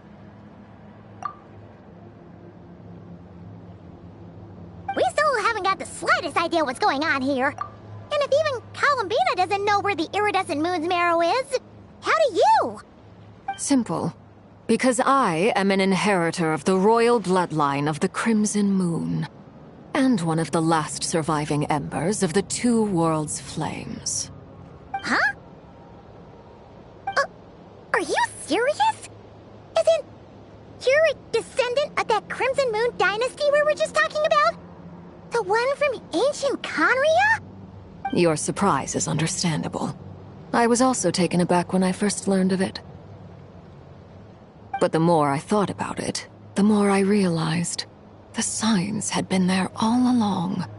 When I was young, I discovered I could wield a very special kind of fire. It coursed like blood through my veins and smoldered away inside my nerves. What's more, whenever I experienced strong bursts of emotion or drew too deeply on this power, it was like some kind of presence within the fire would begin to gnaw away at me, consuming me from the inside out. Exactly. That is why my hands are like this, too.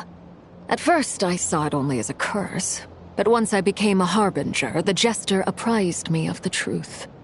Together with my own investigations, over the past few years, there are several things that I have gradually come to understand. For instance, take the so-called Crimson Moon. In truth, it is nothing more than the shattered remnants of the iridescent moon, fused with the abyss to prolong its lifespan. Since this blood flame was bestowed upon me by the Crimson Moon, it is a fusion of the iridescent moon's former power and the corruption of the abyss. You all understand the nature of the abyss well enough. I draw upon its power, and in return, it hungers for my soul. This strange blackness is the mark of corruption it has left behind. If I recall correctly, you once told me that if the corruption ever made it to your heart, you'd become a completely different person. Yes, and that's the reason I'm always careful not to push my power too far. It's essentially a never-ending tug-of-war. Whew. Sounds intense. Anyway, the rest of my story can wait. Is there anything else about the Crimson Moon or the Iridescent Moon that you're unclear about? Paimon has a question. So, the Crimson Moon that the Carians used to worship was actually the Iridescent Moon, right? Which was one of the three Moon Sisters. Does that mean that the Carians were to the Crimson Moon as the Frost Moon Scions are to the Frost Moon? So much of that history has been lost. We have no way of knowing exactly what they were like. But I would suspect that the Conrians weren't as devout in their moon worship as it might appear. The iridescent moon's remains simply served as their link to the abyss. Later on, perhaps someone discovered a way to make direct contact with the abyss. Or maybe there was some kind of ideological divide. Either way, a dissenting faction staged a coup and drove out the royal heirs of the Crimson Moon dynasty. Still, Even with the dark sun looming high overhead, the Crimson Moon's glow never truly faded. If you want living proof, it's standing right before you. The first time we met, I sensed something familiar in your presence. When I looked at you, I felt I could see that mysterious red moon in the corner of my eye. In your flames, I saw its broken image, surrounded by a strange black aura. Well, I appreciate that you kept it to yourself. Much about the Crimson Moon is still a mystery, and I'd prefer not to end up as the object of an insane research project. Anyway, time is against us here, so if there's any other questions, they'll have to wait. I just want to make sure I've got one thing straight. In her letter, Sandrone mentioned that since you are unable to contain the iridescent moon's marrow yourself, you intend to leave it in my custody. Correct? That's right. For now, it's the only way I can pay you back for your help. The iridescent moon is already part of who you are, so with its marrow in your possession, you'll be even more powerful than before. Deal. Then let's get started. Get what started? What does this place have to do with the Crimson Moon? When I first became a Harbinger, the Jester gave me a book called Parenheri, also known as Leobranto Innamorato. You should be able to buy a copy next time you're in Fontaine. It's a love story set in the Crimson Moon era, but setting aside the tangled romances of its characters, it also records a few interesting details. In the Crimson Moon era, or so the story goes, there was an orphanage that received children from beyond the bounds of this world, and subjected them to a peculiar induction ceremony. Beyond the bounds of this world? For real? And what kind of induction ceremony? The Crimson Moon sages looked beyond this world for beings with powers that surpassed the gods. But fearing they might lose control, they subjected these children to a process of refinement. They made these children crawl up a fireplace and kept asking them, "Have you died? Did you see it?" Until they finally admitted to having died and seen a crimson moon. The adults embraced the children who passed the ritual, telling them, "Within the fireplace, you have traversed the flames between two worlds. Here and now, you are born anew." The book leaves much unsaid, but I suspect that this was their way of branding the children they had enrolled, leaving an indelible mark upon them so that they would forever live in the Crimson Moon's light. That explains why I can't sense the Crimson Moon's marrow in this world. It makes sense that it would be sealed in a special space that can only be accessed temporarily through some kind of ritual. But there's no fireplace here. Do you see a chimney anywhere? Oh, are we supposed to build it ourselves? Okay, fine. Paimon will go find some bricks. That won't be necessary. The fireplace is purely symbolic. The key to the ritual is crossing the flames between two worlds. In other words, the flames that burn within me. Those burned away by such flames leave behind a kind of ghostly afterimage in the world. In the days of Conria, people believed they could be used to bridge the gap between the two worlds of life and death. In short, I can open a passage to that space for you. That's the easy part. The catch is I'll need to stay on this side to keep the passage open, so I won't be able to come with you. Once you're inside, you'll have to find your own way. Very well. Then I'll open it up. Traveler, spare me a little more moonlight if you would. I may need it.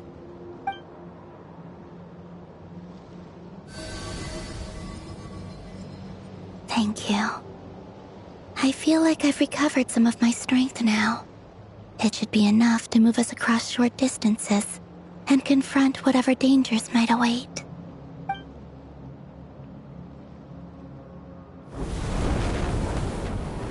Mistress of the seven hues of ages past, great mother of the present, crimson-clad sovereign of the two realms, by fire severed, by fire renewed, I offer myself now and beseech your descent.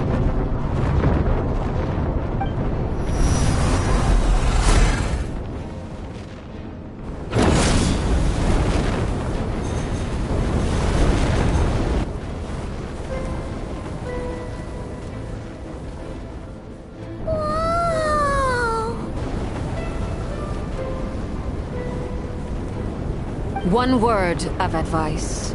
As you're crossing over, no matter what voices you hear, do not answer. Got it! I sense a sinister gloom inside, but also the familiar light of the moon. I feel that I am about to meet an old friend who has changed beyond all recognition. All right, let's go.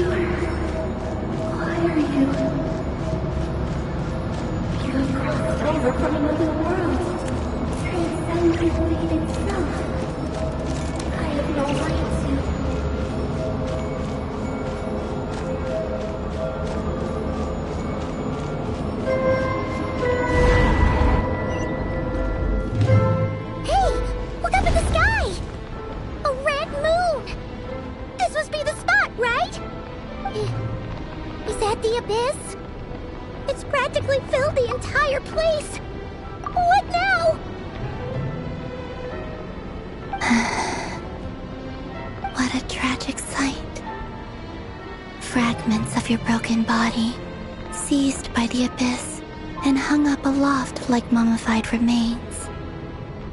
Iridescent moon, was this truly what you wished for?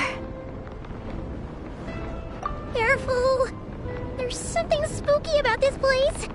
Feels like something is lurking in the fog. Paimon's right behind you. Whatever you do, don't run off without her.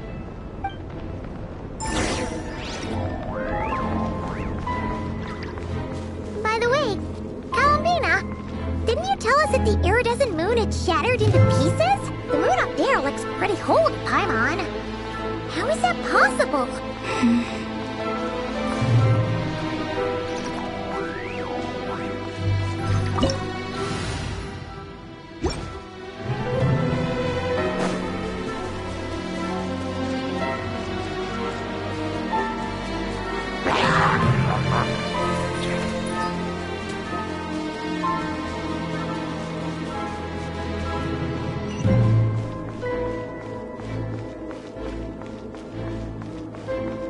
Just like I thought. It was only a facade.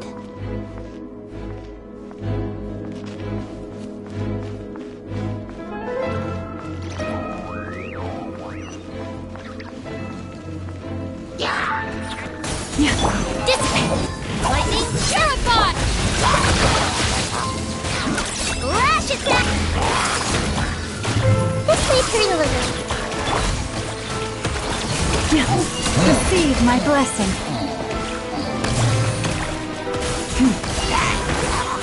Feel on this! Our bond is strong!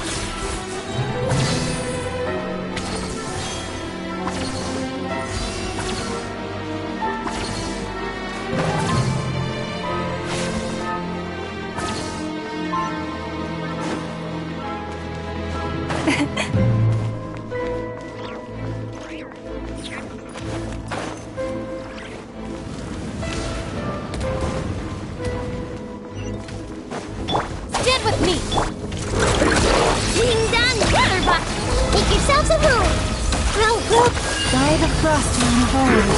Yeah, branch into song.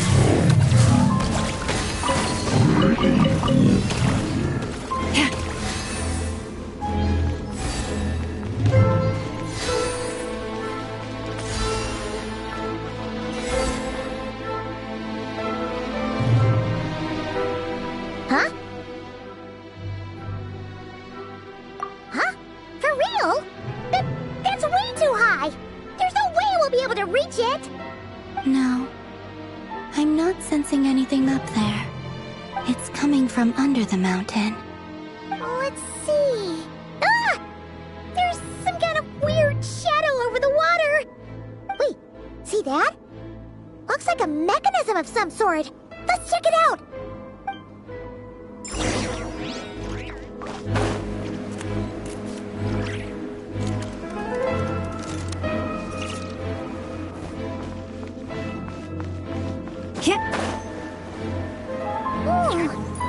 Looks like a device from the time of Kalia.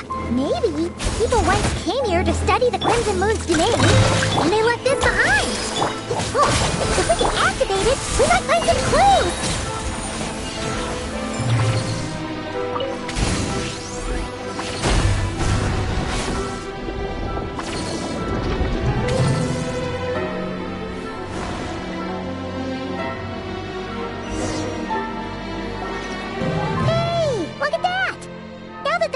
Running, the shadow in the water looks different. Do you think these mechanisms might be the key to unlocking the secret? Let's try to find more of them! Felindis, we'll leave the rest of the research in your hands. We'll be heading back now. I hope this isn't ruining date night. Ugh. Mind your own business. Just leave me some snacks on the table. Felindis? Is that Rear's girlfriend? How come we're hearing her voice here? Oh yeah! So, do you think she was studying this strange space all along? The Abyss has made this space extremely unstable. Maybe that's why some of the things she said and did were preserved here. Like echoes. Or after images. Whenever I see this view, it takes me back to a poem from my childhood. Waning moon, oh lifeless damsel, weeping on the mountain crest. Mourning still in wistful tone, her fragile soul now laid to rest. For me, of all people, to be here investigating the mysteries of the Crimson Moon space, is it a coincidence or something more?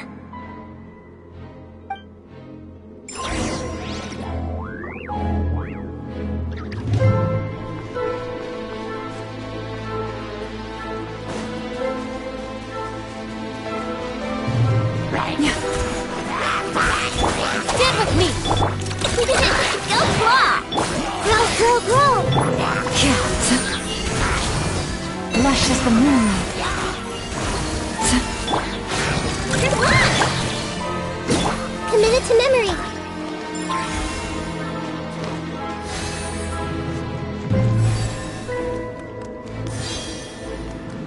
Oh, looks like the Abyss has messed up this mechanism. We need to find a way to get it working again. Let's see if there are any other devices nearby.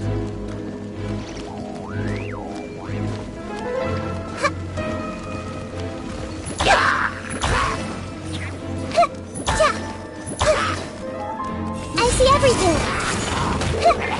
Sharing my knowledge. Look, a rainbow! Out of my way! Into me! Branch into song.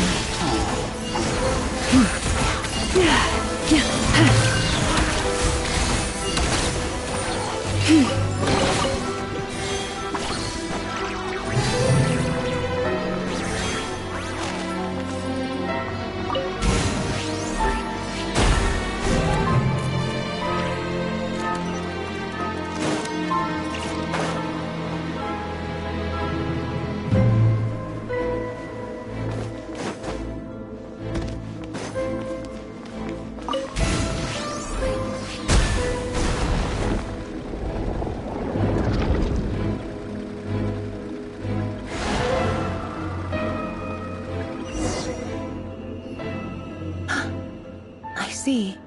So the moon marrow, or rather the power of the 3 moons, is the key to unlocking... If it really does exist, then maybe this madness can finally be put to an end.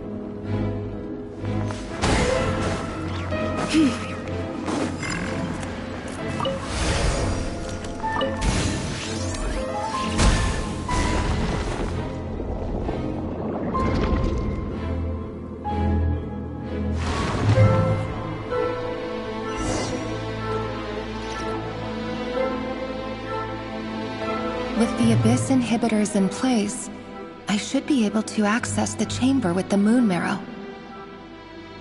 Oh, Revier, with every step you take, you're drifting further from what you truly desire.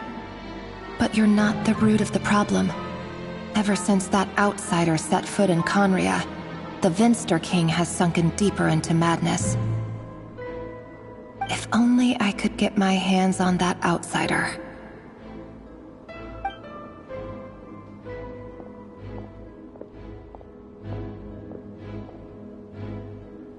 Hey look! The moon's reflection is back to normal!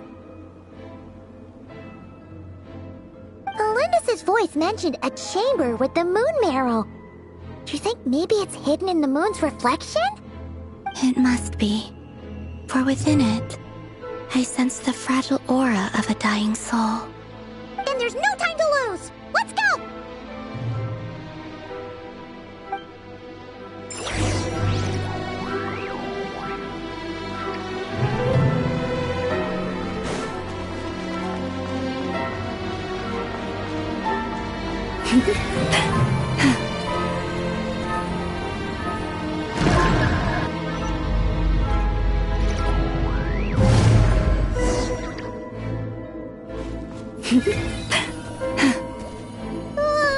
These things are so creepy! Looks like we'll have to destroy them if we want to get to the iridescent moon's marrow.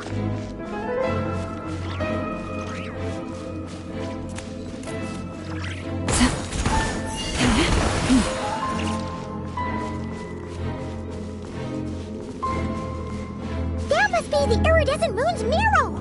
Oh, we'll need to destroy these things before we can reach it!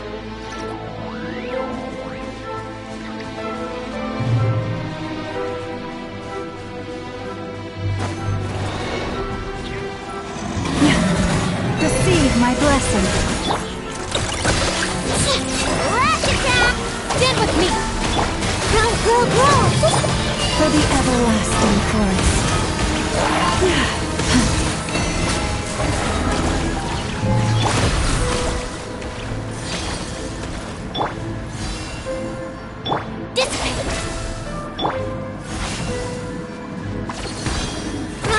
Grow!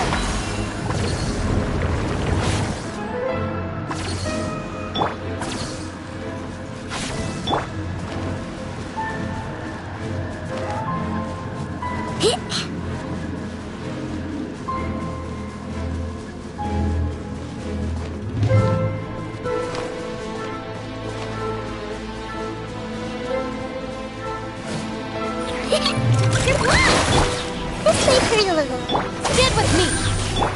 Forest, protect us. You are this! Ding dong water bomb!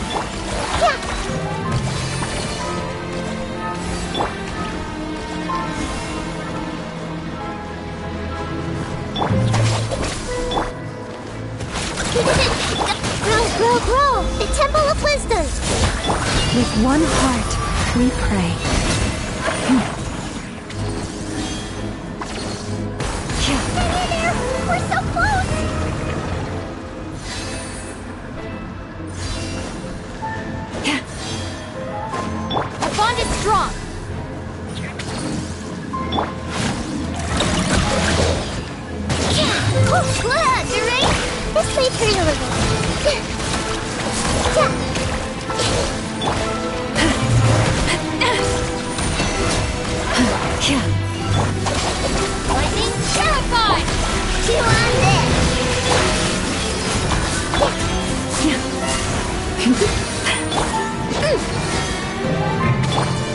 Make yourselves a move!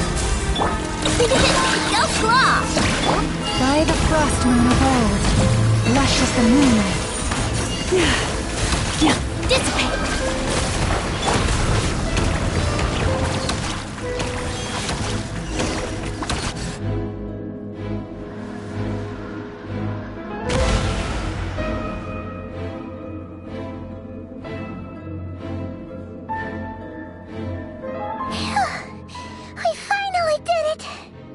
The iridescent moon's marrow, still burning away like an undying flame, yet now contaminated by the abyss.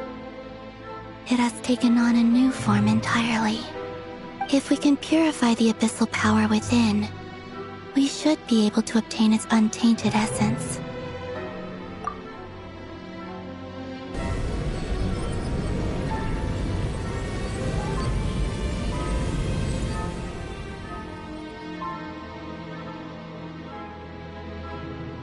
It's so cold.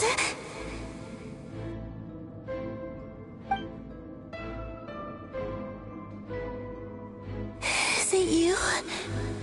Are you here? Huh? Are you talking to us? At long last, I can see you once more. Our fates have crossed, and I am finally free. I'm sorry, I lied to you. Even knowing what was to come, I still couldn't let go of the fear in my heart as death drew near. The moment the moon shattered, my body began to split apart piece by piece. Like I was being cut into pieces by 1,000 blunt blades. My thoughts scattered as the cold crept in. But I could not bear to fade away like that. Tell me, what was it that brought you to us all that time ago? If only I had possessed your courage, then I might have been spared this torment more painful than death. You look so puzzled. That's how I felt too when I first saw you. But trust me when I say that everything happens for a reason. Farewell, Hypo.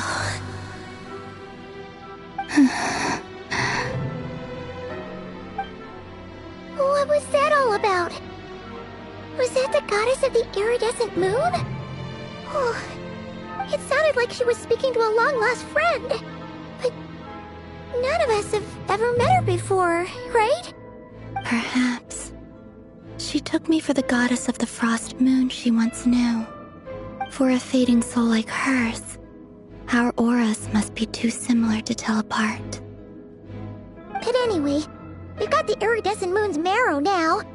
That should help you regain your strength, right? Alright, time to leave this place and meet back up with Arlecchino.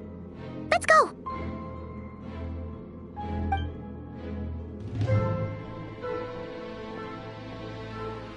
That's odd. This place looks different than when we came in. Damsel. Oh.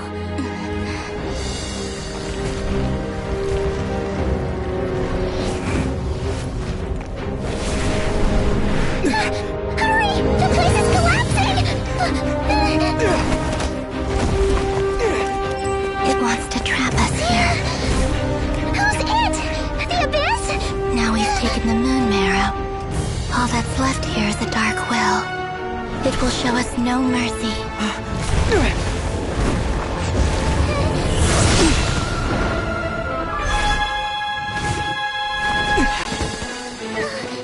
Give it back! The crimson moons! My marrow! My heart!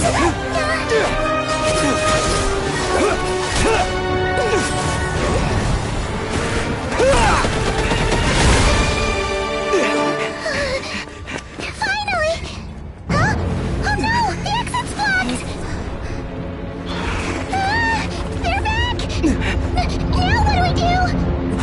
is where you fall. Witness my rise. Hey, what are you waiting for?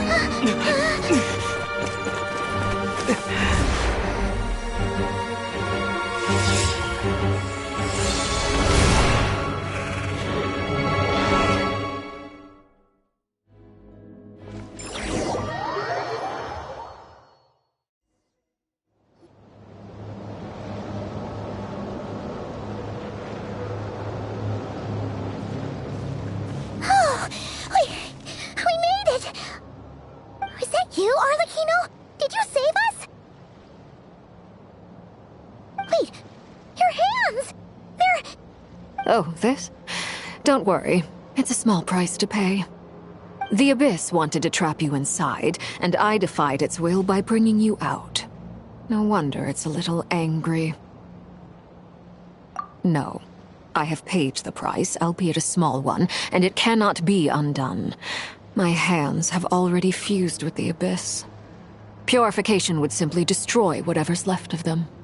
But surely... Oh... We're so sorry, Arlecchino. Paimon can't believe you'd make a sacrifice like this for us. As much as I'd like to call it a favor, the truth is I was simply holding up my end of the deal. Well, Columbina. Yes, you did your part. And as promised, I will leave the iridescent moon's marrow in your care. From this day forth, may the two worlds' flames burn ever more brightly.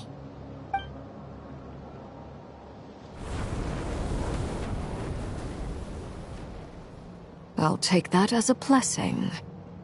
Now, Columbina, give me your hand. Accept this moonlight I offer in return.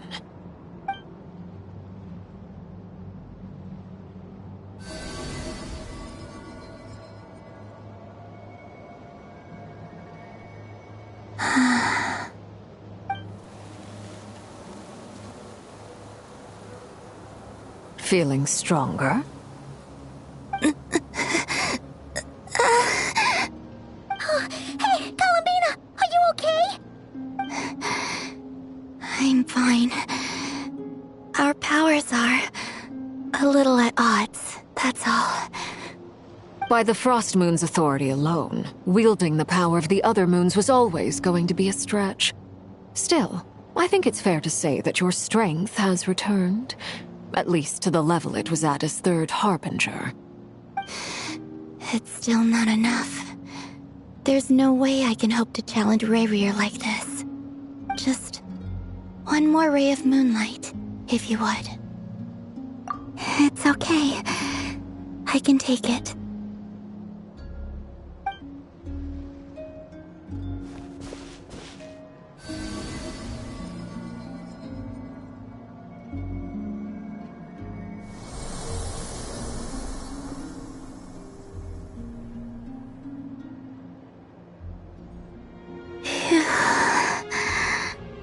How about now?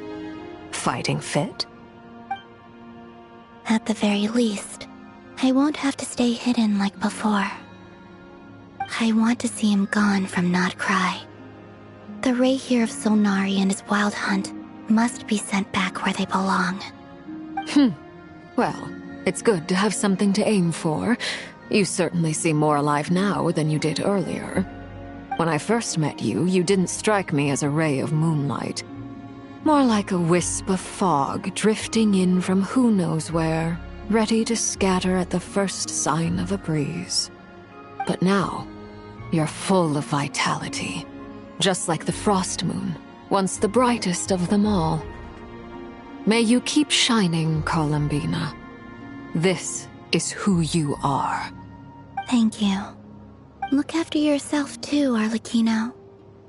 I know you have plans of your own, and that's why you're always seeking to grow stronger. But whatever you're after, don't let the Abyss take a hold of you. I do not wish to see you go down the same path as Rayrir. I appreciate the concern, Columbina. Although perhaps it's time you took a new name. A new name? Kutar, the Moon Maiden, Columbina, they're nothing more than code names. They describe who she is and the roles she's played, but they're not her real name. We often use code names in the House of the Hearth, too. But it's knowing your real name that keeps you grounded. Up till now, you've been living a wandering life, so you've probably never really cared. All I'll say is this. Once you've defeated Rerir, give it some thought. All right, that's it from me. I'll get you back safely first, then go meet up with Sandrone. You're the best!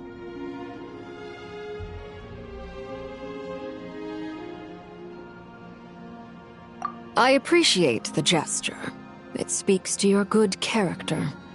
Anyway, let's get going.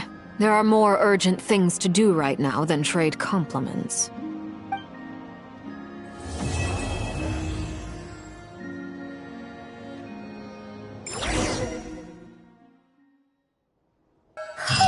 It was a close call, but we got the iridescent moon's marrow and restored Columbina's strength, and that's all that matters.